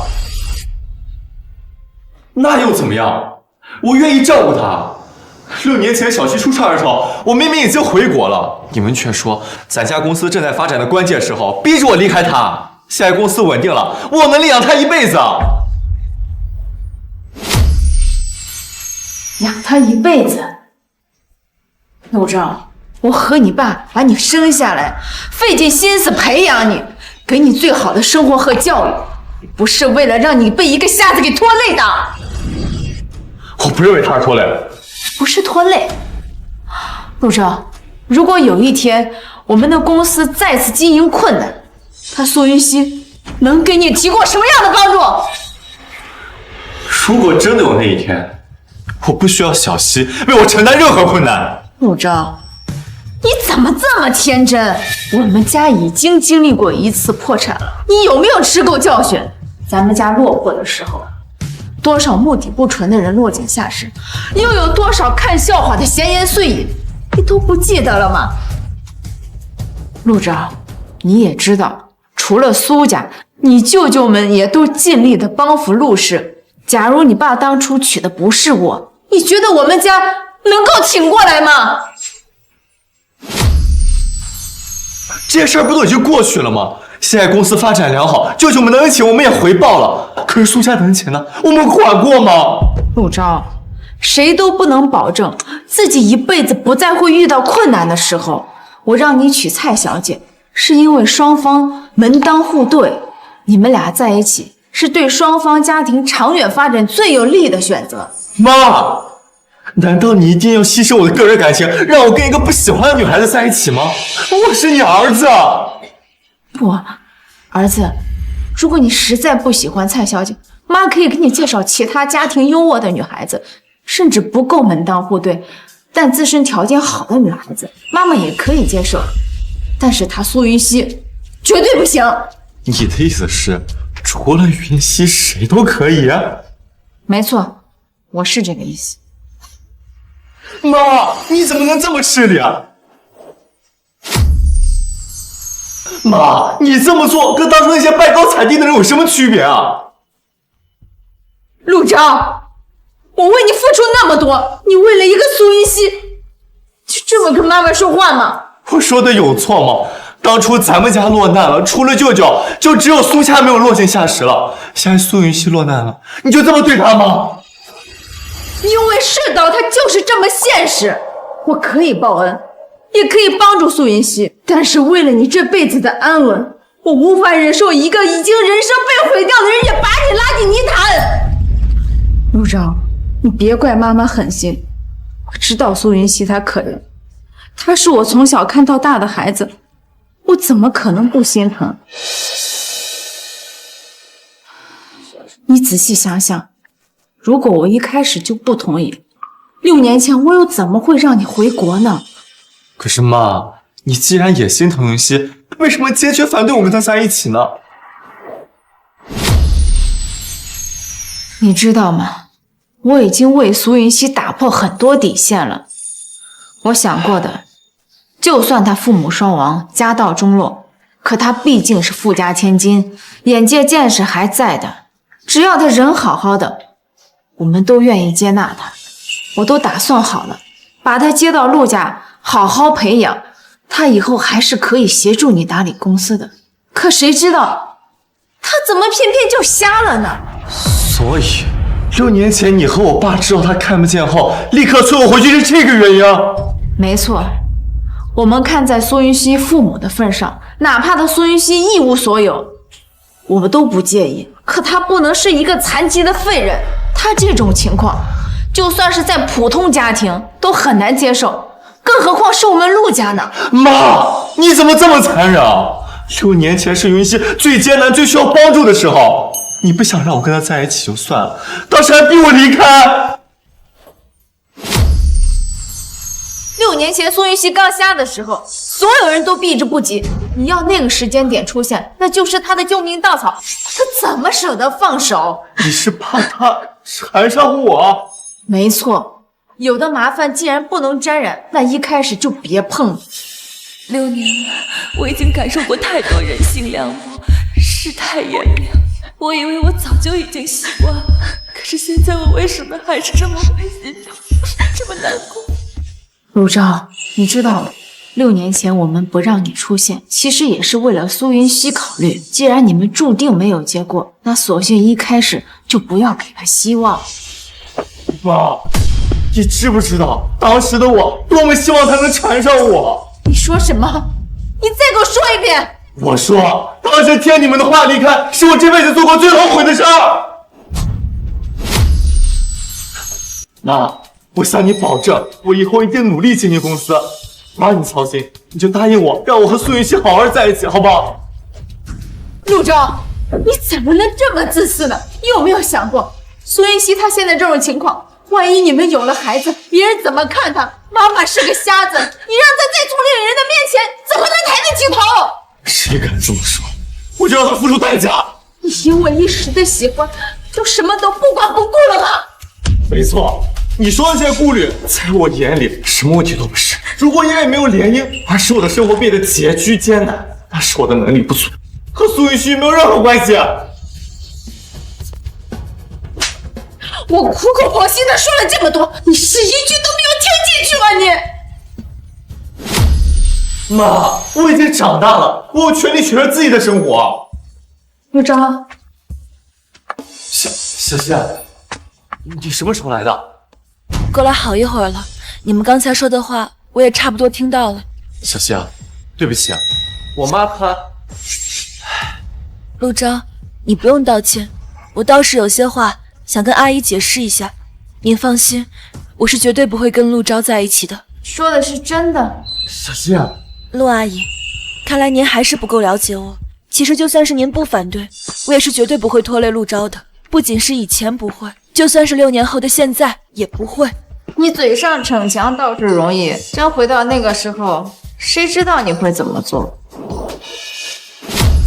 陆阿姨，您大概不知道，我跟诺兰他很久之前就认识了，他是我6年前的男朋友。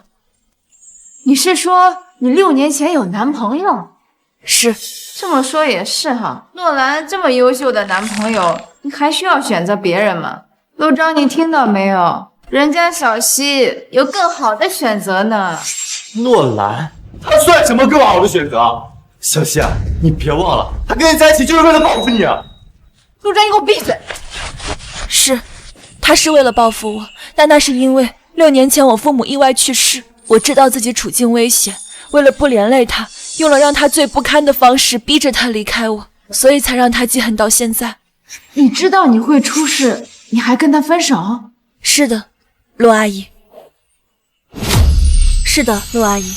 所以您放心，您看，我当时连最心爱的人都不想连累，想方设法的逼着他离开，现在又怎么会纠缠陆昭呢？既然有这种事呢，我都不知道，都怪这个臭小子，发生这么大的事儿，怎么也不跟我说一声，害我误会小希了。陆阿姨，我父母他们虽然已经去世了，但是他们教给我的为人处事之道，我一直都记得。这些年来，我从来没有向谁求助过，也没有让谁为难过。我之前跟陆昭说想见您跟叔叔，也是因为觉得您是我最敬重的长辈，出于礼节，我应该拜访，没别的意思。你这孩子说的什么话呢？我跟你陆叔叔肯定是愿意见你的呀。但是现在看来，我提出这样的要求，给您造成了一定的负担。陆阿姨，您放心，2日之内我就从陆昭这里搬走。搬走？你搬去哪儿？云溪，你二叔不安好心，苏家你回不去。陆兰又居心不良，难道你要去他那儿吗？放心吧，这6年的时间，我都一个人走过来了，没有什么不能解决的。你这孩子说这话倒显得我多刻薄似的。我刚跟陆昭也说了，你父母对我家的恩情我认，只要你不跟陆昭在一起，我是愿意用其他方式报恩的。那这里有500万，是你父母之前借我们的款项，我在来之前就准备好了。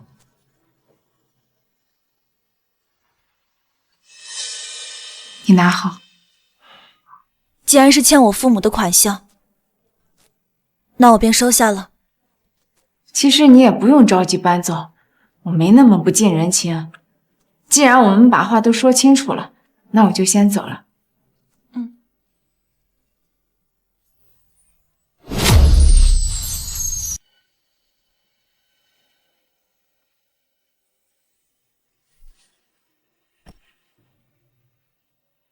小希，我知道我爸妈做的很过分，也很对不起云叔叔和阿姨，我替他们向你道歉。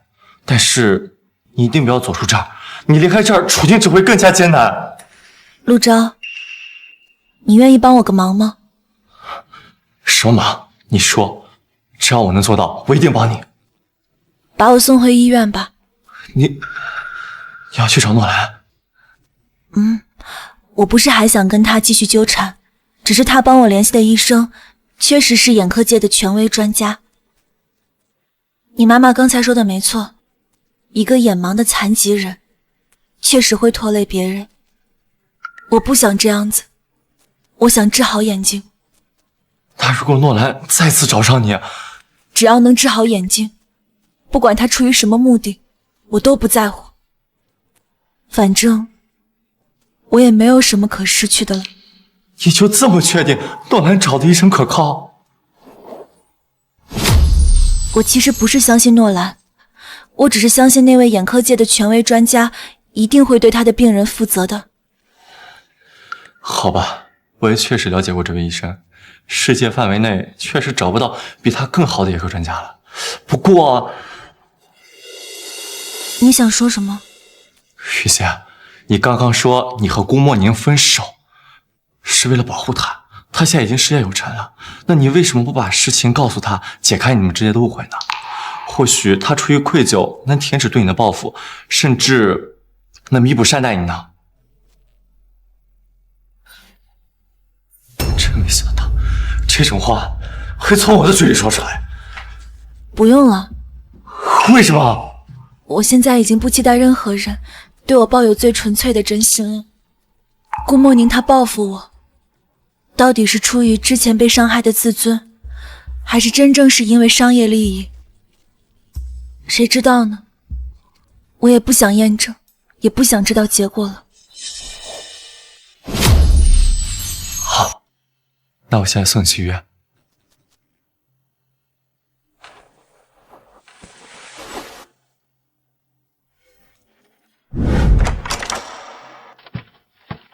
老顾，我刚刚收到消息，苏云熙回医院了。走，去医院。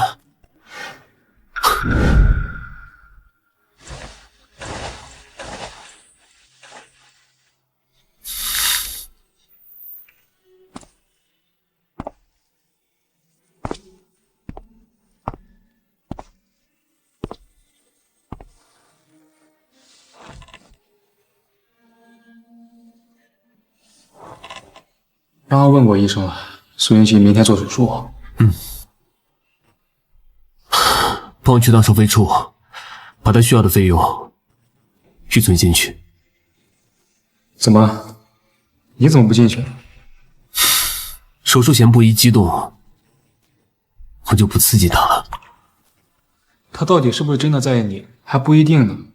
我真没想通，你都在他手里吃了多少次亏了，怎么还这么死心塌地啊？其实不重要了。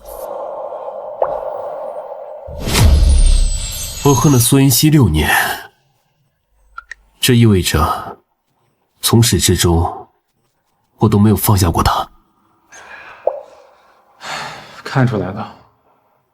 在回来之前，我总想着要报复他，叫他后悔当初辜负我。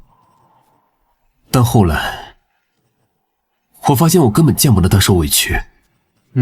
这个我知道。你说的没错，在苏云溪这里，我已经彻底没救了。尽管他当初对我只是玩玩而已，我也认了。所幸，我根本就做不出真正伤害他的事。终于不嘴硬了，让我说你点什么好？你说你明明那么优秀一个人，怎么就想不开呢？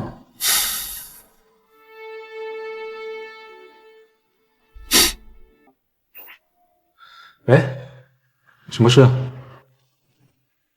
啊，我知道了。老顾，查到苏家的消息了。什么消息？我们查到了6年前从苏家离职的佣人赵阿姨，她是照顾苏云溪长大的晋生阿姨。起初我们跟她打听苏家的事，她一句不愿多说，直到我们提到了你的名字。她知道我。赵阿姨说她希望能跟你见一面。好，什么时候？赵阿姨今晚就到，连夜赶过来。有关于苏云溪的事，今晚就能彻底弄清楚了。走，回去。苏云溪，你的手术时间提前了，今晚就进行手术，赶紧准备一下，准备进手术室。好。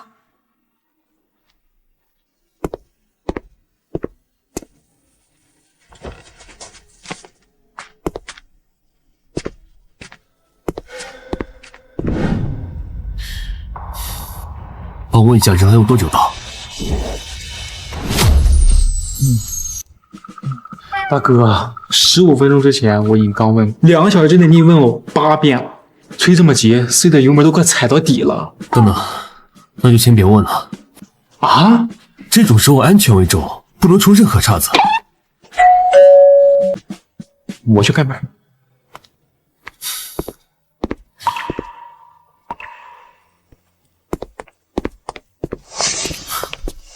老顾，赵阿姨到了。你好，我是顾莫宁。你就是顾莫宁，好好，长得真是一表人才，难怪我们家小溪那么喜欢你。赵阿姨，您说苏云溪她喜欢我？阿姨，你确定没有弄错吗？云溪如果她喜欢我的话，当时又为什么会跟我分手呢？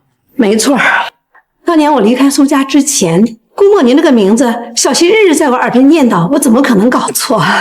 孩子，我知道你可能有很多疑惑，这些我都可以慢慢跟你讲。赵阿姨，您坐。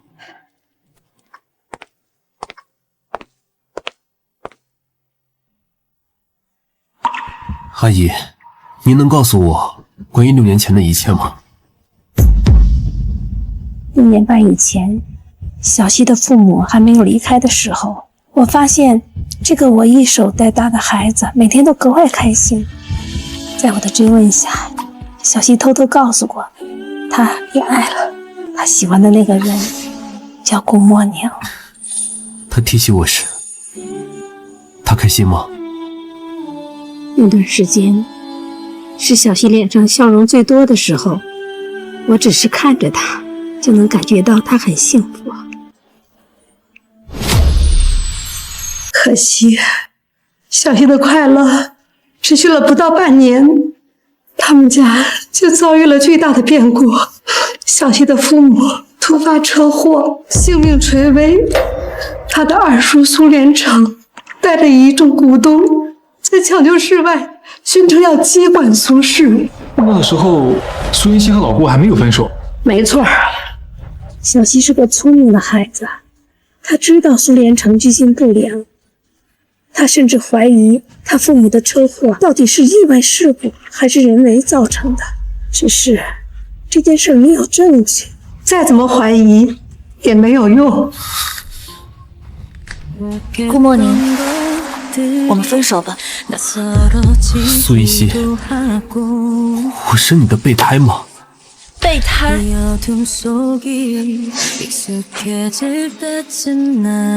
配吗？你看清楚了，我是苏氏集团的大小姐，你算什么？一个穷学生，你凭什么以为我能看得上？原来他跟我分手的时候处境竟然这么艰难。如果是这样的话，那他当时说的话一定是违心的。这么大的事，他竟然一声没吭。那时候你们都只是学生，他说出来又有什么用呢？所以他就选择分手，自己一个人面对。是啊，小溪知道他二叔居心不良，所以咬死了不愿意将公司交给他，一个人在抢救室外苦苦支撑了好几天，直到他父母抢救失败，先后被宣告死亡。什么？苏音熙他对自己怎么会这么残忍？当时因为小溪不愿意放弃公司继承权，苏连成就开始威胁他，说他有的是办法达到目的。紧接着先是我送饭的时候被人推下楼梯，险些摔断腿，然后是他弟弟食物中毒，在抢救室洗胃。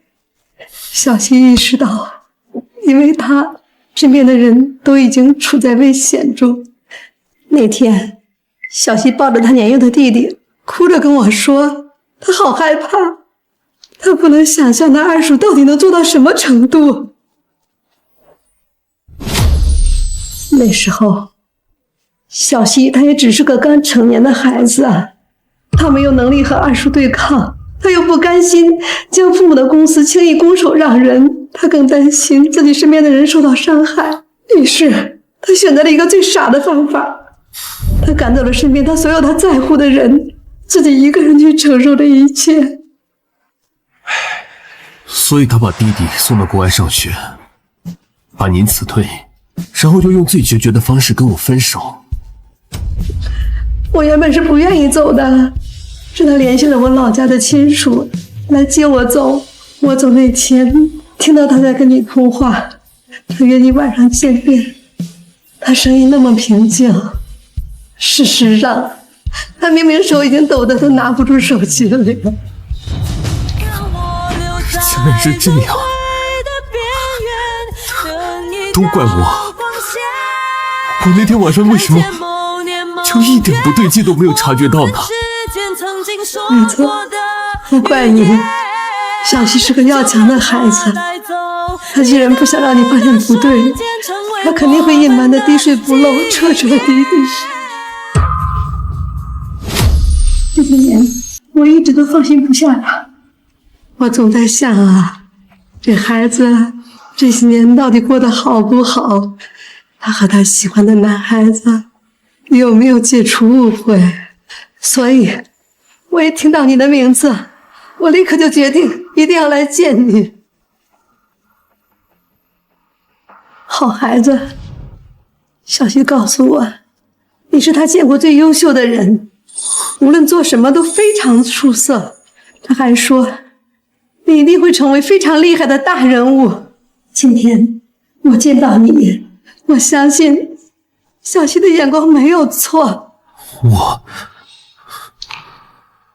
等不起他的夸奖。孩子，你告诉我，小溪他现在怎么样了？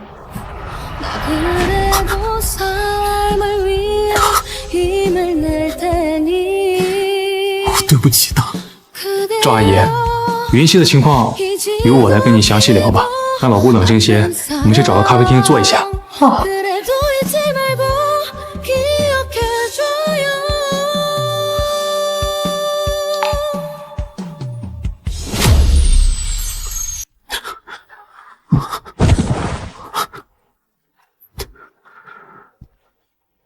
小溪，这些年你在我不知道的地方，心里该有多痛啊！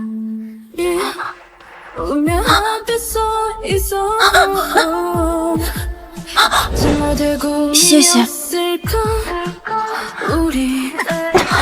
眼睛不好还出来乱闯，知不知道这样会妨碍交通，给人添乱？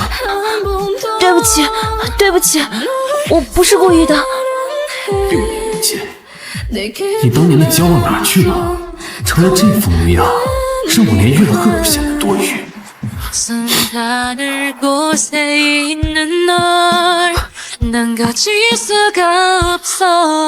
顾梦宁，你就是个蠢货。顾梦宁，你明明亲眼看到了6年前那么骄傲张扬的苏云溪，变成了这么怯懦隐忍的样子，你竟然没有察觉到任何不对劲，竟然还沉浸在那些可笑的怨恨中。顾梦宁，你就是个蠢货，就是个彻头彻尾的蠢货。他一个盲人就寄人篱下，谁知道他这些年有没有什么乱七八糟的经历？我带他去体检，是防止他有什么病。我怎么能在别人面前说出这种诋毁他的话？苏云溪，虽然我会娶你，但我不养闲人。你要认清自己的身份，尽好做妻子的义务。真是个混账！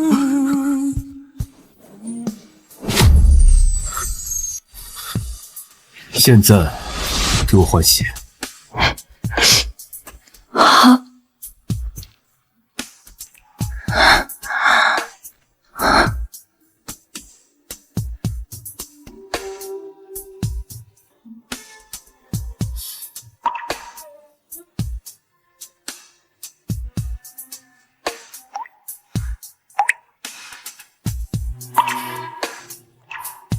顾梦宁，云溪承受了那么多委屈，却还要在你面前遭受这种羞辱，因为你的恶意，他连自己面对的是谁都不知道。当时他该有多害怕呀！你在干什么？没什么。哭了？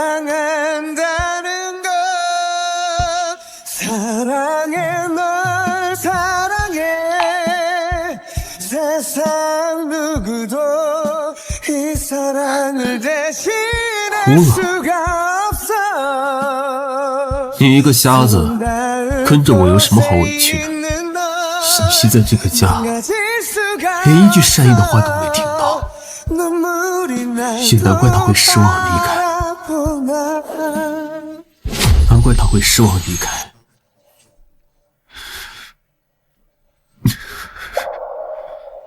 如果诺兰先生愿意放我自由，我感激不尽。放你自由？你是想流落街头吗？你以为你二叔还会接纳你啊？那就不劳你费心了。别整天一副要死不活的样子。我花5000万娶你回来，不是为了看你这张哭丧脸的。苏云溪，你眼睛不好，脑子也不好吗？家里是装不下你吗？为什么非得跑出来添乱？诺兰，对不起，我没有想到自己现在连送衣服这种小事都做不好。你是来帮我送衣服的？小溪，这段时间你一定很委屈吧？明明什么都没有做错，却还要承受我的恶语相向和故意为难。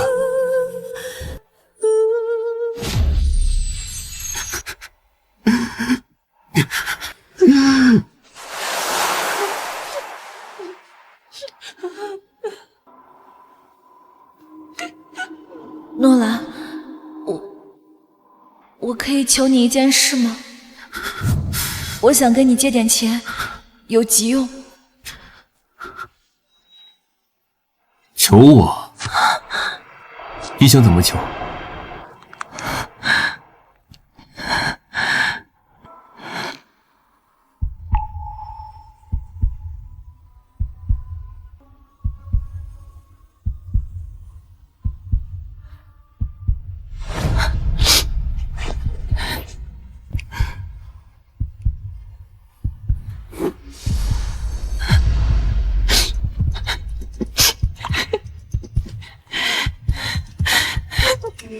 我说过，我娶你不是为了整天看你哭丧着脸的。这样可以吗？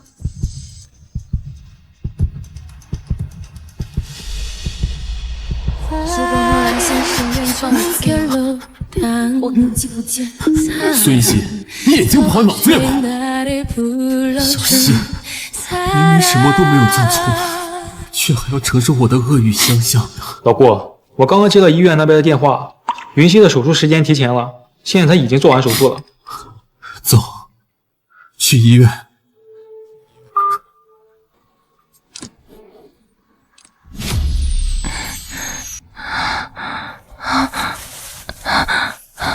有人吗？我在这里。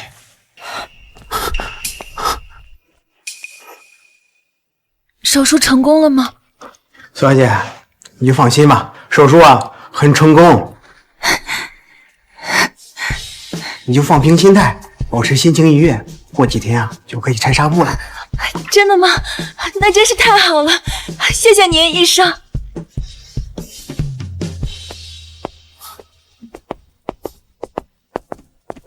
老顾，你不赶紧进去，站在这干什么？我就先不进去了。为什么？你去跟苏云溪解释啊！既然他心里一直有你，那你就赶紧告诉他，你根本就没有真正的伤害过他。他刚做完手术，不适合听这些消耗心力的事情。等过几天，他手术彻底好了，我再跟他解释。那好吧。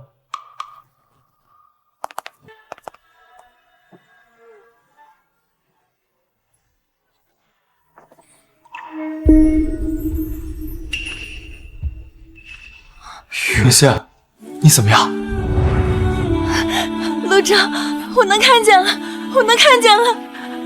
陆长，好久不见。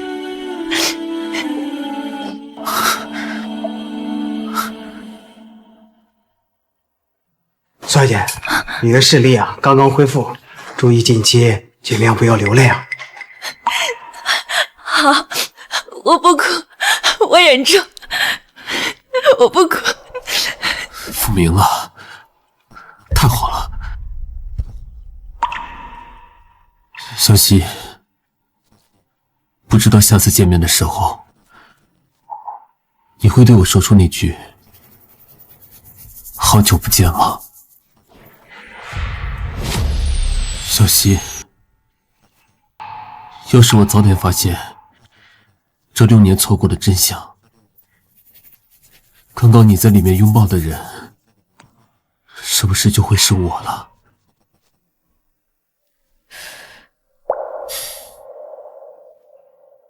奇怪，为什么我刚才忽然觉得有个人应该会出现在这里呢？云溪，你在看什么？没什么。医生，我可以出去转转吗？当然，你可以四处走走看看，但千万注意别用眼过度就好。好。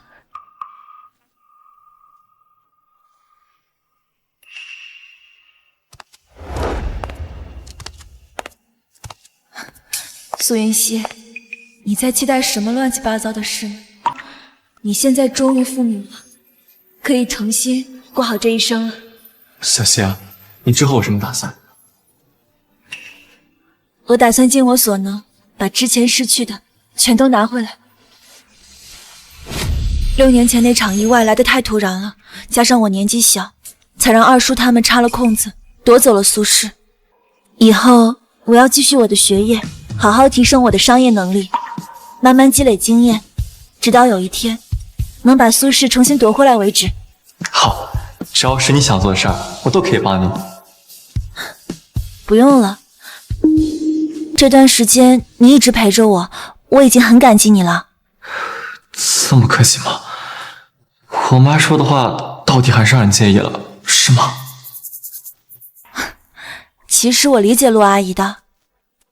其实，在这么多年以来，陆阿姨已经是对我相对比较善意的人了，而且她还还清了多年前的欠款，这对我很重要的。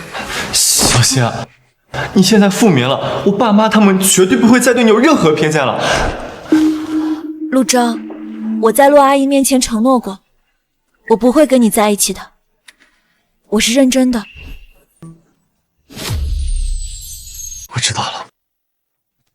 那你之后要去哪？什么时候出发？我打算出国，越快越好。在我没有足够的能力能夺回苏氏之前，不适合再跟二叔他们正面碰撞。我打算明天就走，以免他们知道我复明的事情，再动什么歪心思。我明白了，那以后我们随时保持联系啊。保持联系。嗯。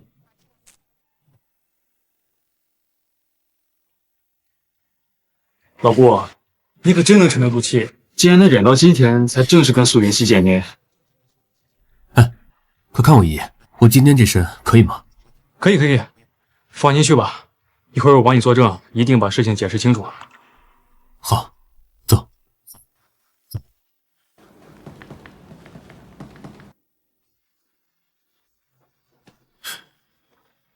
护士，住在这里苏云熙去哪了？苏云熙今天出院，已经走了。今天出院？这么快？我去，怎么不通知我啊？您拨打的号码是空号，请查证后再拨。顾莫宁，你来这里做什么？苏云熙去哪儿了？他的手机号为什么注销了？我为什么要告诉你？他手机号注销了，跟你有什么关系啊？就凭我跟云熙已经约定联姻了。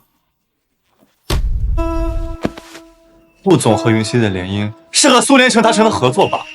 你有问过云熙的意见吗？云熙的意见，我自然会去沟通。陆钊，他刚刚复明，情况还不稳定，你把他藏哪儿去了？你死心吧，我不会告诉你。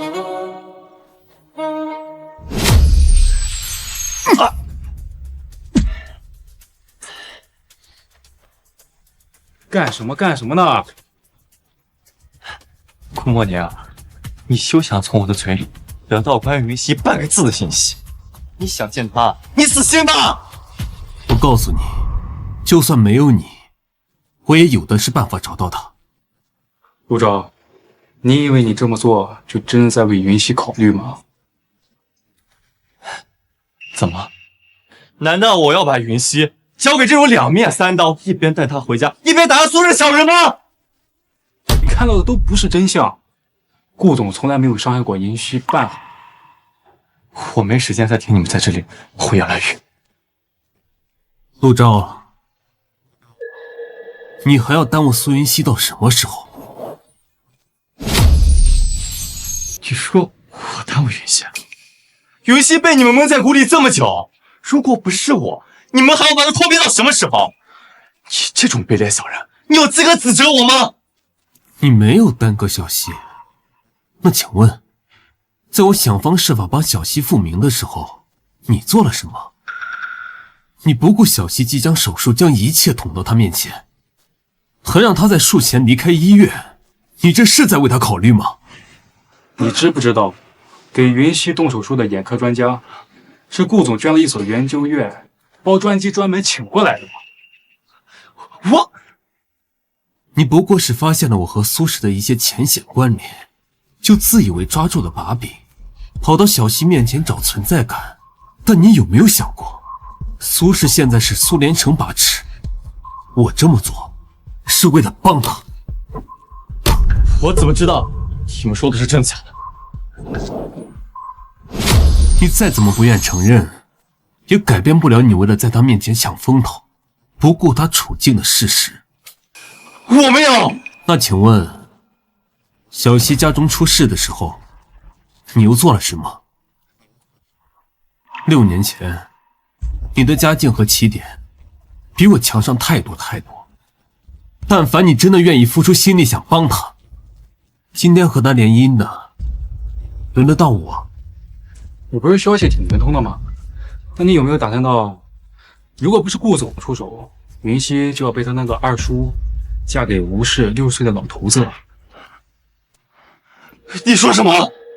陆总大概是不会知道这些事情的，因为你只是因为公司业务顺势回国，然后在晚宴时候遇到了他。在此之前，你根本没有刻意打探过小溪的消息。如果不是顾总，你根本看不到云溪。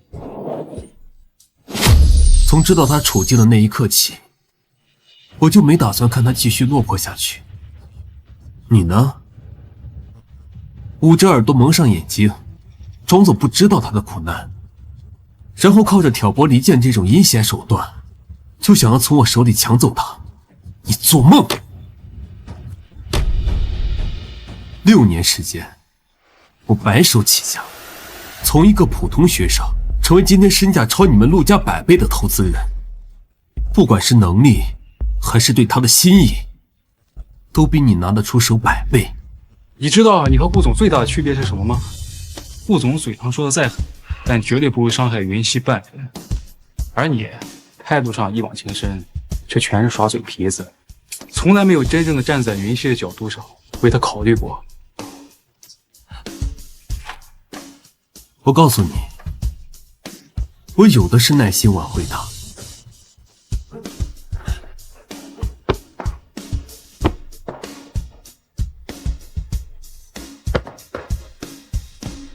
等一下，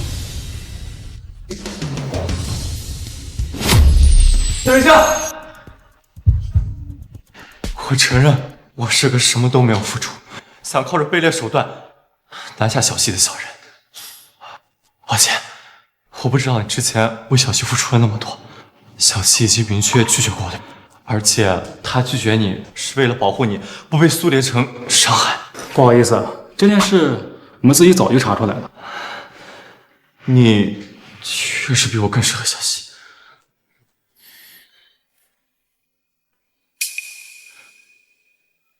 这是小溪的新号码，他现在还没来得及走，正在走廊呢，你们还可以找到他。老顾，手机号我的存，你去找。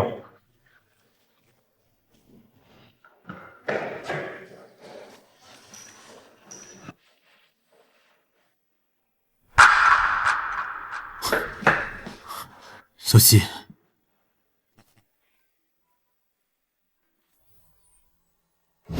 我是该叫你顾总，还是诺兰先生啊？对不起，是我太蠢。因为6年前可笑的自尊，迟迟没有发现你的苦衷和用心，说了那么多伤害的混账话，要不你打我，打到你出气为止。你都知道了？我找到了赵阿姨。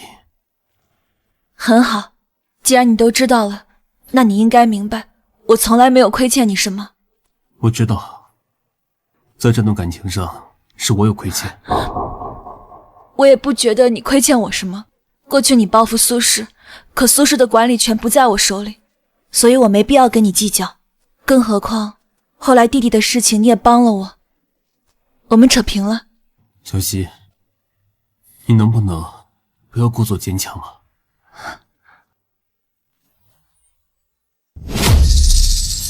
一个人和苏连成一家周旋，忍受无望的黑暗，担负弟弟的未来，甚至还有我的误解。你的心里早就不堪重负，可你的脸上却表现得那么随意。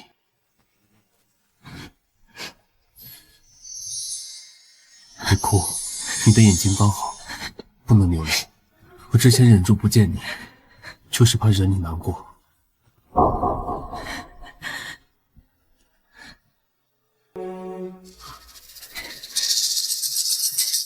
顾总，你说的这些已经都过去了，接下来的路我会自己好好走。过去6年的时间我都熬过来了，接下来什么都不会难得倒我。如果我说3个月内我能把你失去的一切夺回来呢？你是说苏轼？你是说苏轼？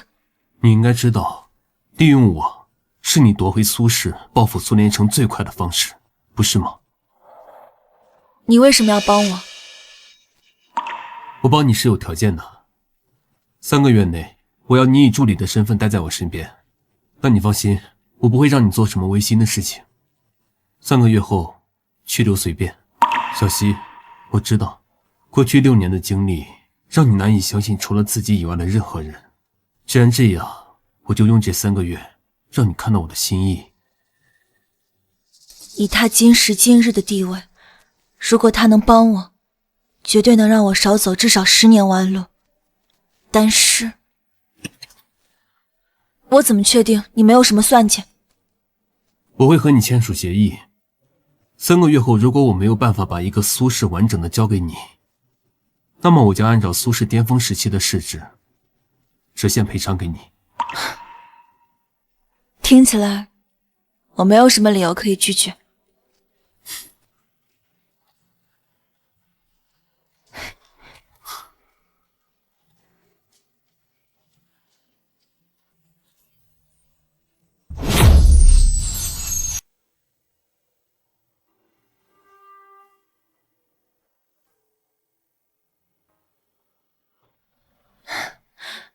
顾总，请多多指教。没问题。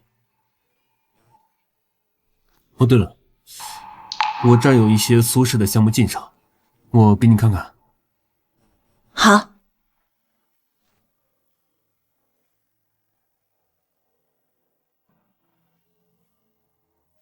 之前我给了苏联城1份5000万的合约，约定如果不可以如期交货，苏氏就得赔偿我15个亿。今天就是交货日期了，显而易见，苏氏已经违约了。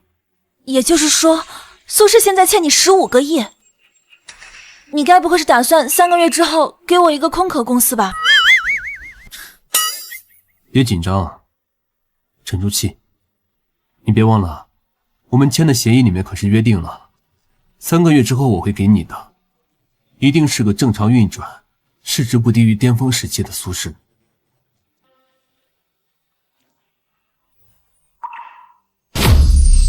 那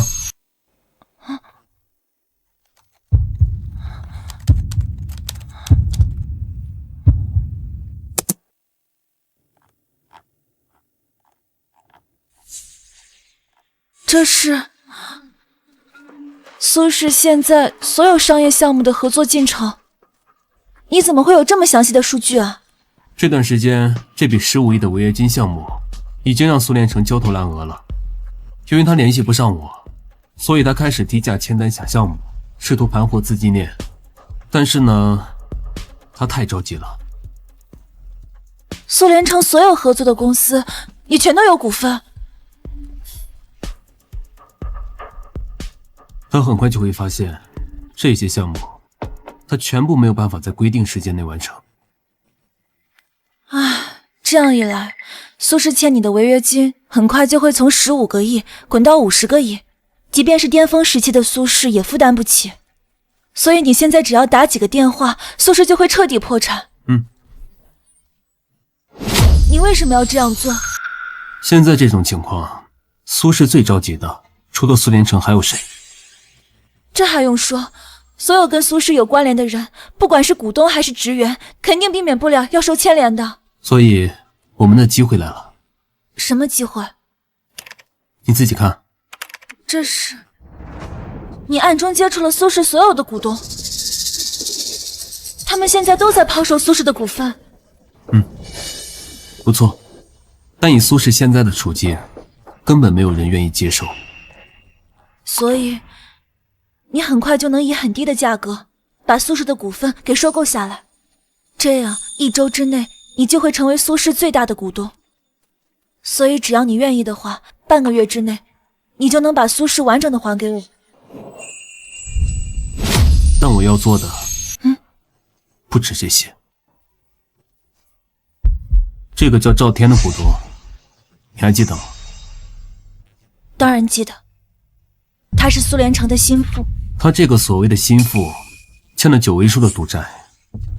眼看苏氏落魄，他为了钱，已经决定出卖苏联城了。他吐露的一些事，对你来说非常重要。但你要答应我，看到消息之后不可以哭，要保护好眼睛，可以吗？我会的。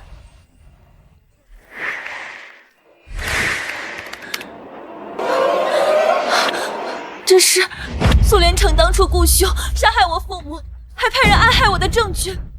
直到前段时间我才发现，你暗害的那天，就是跟我分手的当天。这些证据我已经让徐浩交给警方，过几天他们就会来处理。非常抱歉，过了这么多年，才替你讨回公道。不能哭，好不容易才复明，不能哭。别难过，一切都会好起来的。谢谢，谢谢你。诺兰呢？诺兰，出来！苏云成，苏云墨，苏连成，谁叫你们进来的？我告诉你们，我要马上就过来。徐浩，你先回去。行，我派人守着，有事喊我。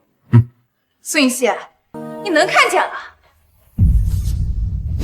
没错，看到我复明，你们是不是很失望？苏云溪，复明什么用？你知不知道，就是这个诺兰，他马上就要把苏氏彻底搞垮台、搞破产了。没错，苏云溪，苏氏最近签了不少项目，都面临着高额的预金。我们费了好大的功夫才查出来，那些注定无法完成的项目，背后都是这个诺兰操控的。你们终于发现真相了，发现的速度还真慢啊！苏云溪，你看见没有？诺兰他都亲口承认了，他打着联姻的幌子，从头到尾都在谋害我们苏氏。你赶紧回来，你被他给骗了。回去？回去做什么？跟我们一起去报警，靠诺兰强迫你。没错，诺兰，你跟我妹妹连证都没领，就把人强到你家，我们要是追究起来，你可是要坐牢的。诺兰，如果不想坐牢的话，那就坐下来，跟我们好好谈谈那些合作项目该怎么解决。云溪，他们说我强迫了你，不如你来说说，我强迫你了吧？诺兰先生，从来没有强迫我做过任何我不愿意做的事情。云溪，苏氏可是你父母打拼下来的，怎么你为了这个男人，难道不管你父母留下的产业了吗？没错，苏云溪，你才结婚多久，怎么就胳膊肘往外拐呢？你这么做对得起苏氏，对得起你的父母吗？苏家濒临破产，你们才想起来苏氏是我父母的产业。既然是苏家的产业，那我怎么处理都是我的事情，你们着什么急？哎，苏云溪，我可是你二叔，除了我，谁还能为苏氏考虑啊？二叔，好一个二叔！苏连成，你作为我的二叔，为苏家考虑的方式就是雇凶制造车祸，杀死我的父母，然后找人捅瞎我的眼睛，强行夺走苏氏吗？你胡说八道什么你啊！苏云溪，你父母去世后，那都是我们一家人撑起了苏氏，还收你钱，养了你6年，你怎么能这么不知好歹，说出这种污蔑人的话？污没污蔑你，警方自然会有判断。徐浩，通知警察了吗？顾总，警察已经到了。苏连成，根据苏氏集团股东赵天的供述，你涉嫌故意杀人罪，现在需要跟我们走一趟。什么？赵天他怎么会指认我？是啊，警察先生，这其中是不是有什么误会啊？有什么话回警局再说吧。苏云溪，苏云溪，妹妹，这其中肯定有什么误会，你跟我一起去警察局，你要警察撤案啊！苏云墨，你少在这做无用功啊！你还是好好考虑考虑，你被强制要求带离苏家后，你该怎么谋生吧？把他带走。不要，放开我！苏云溪，我们可是一家人！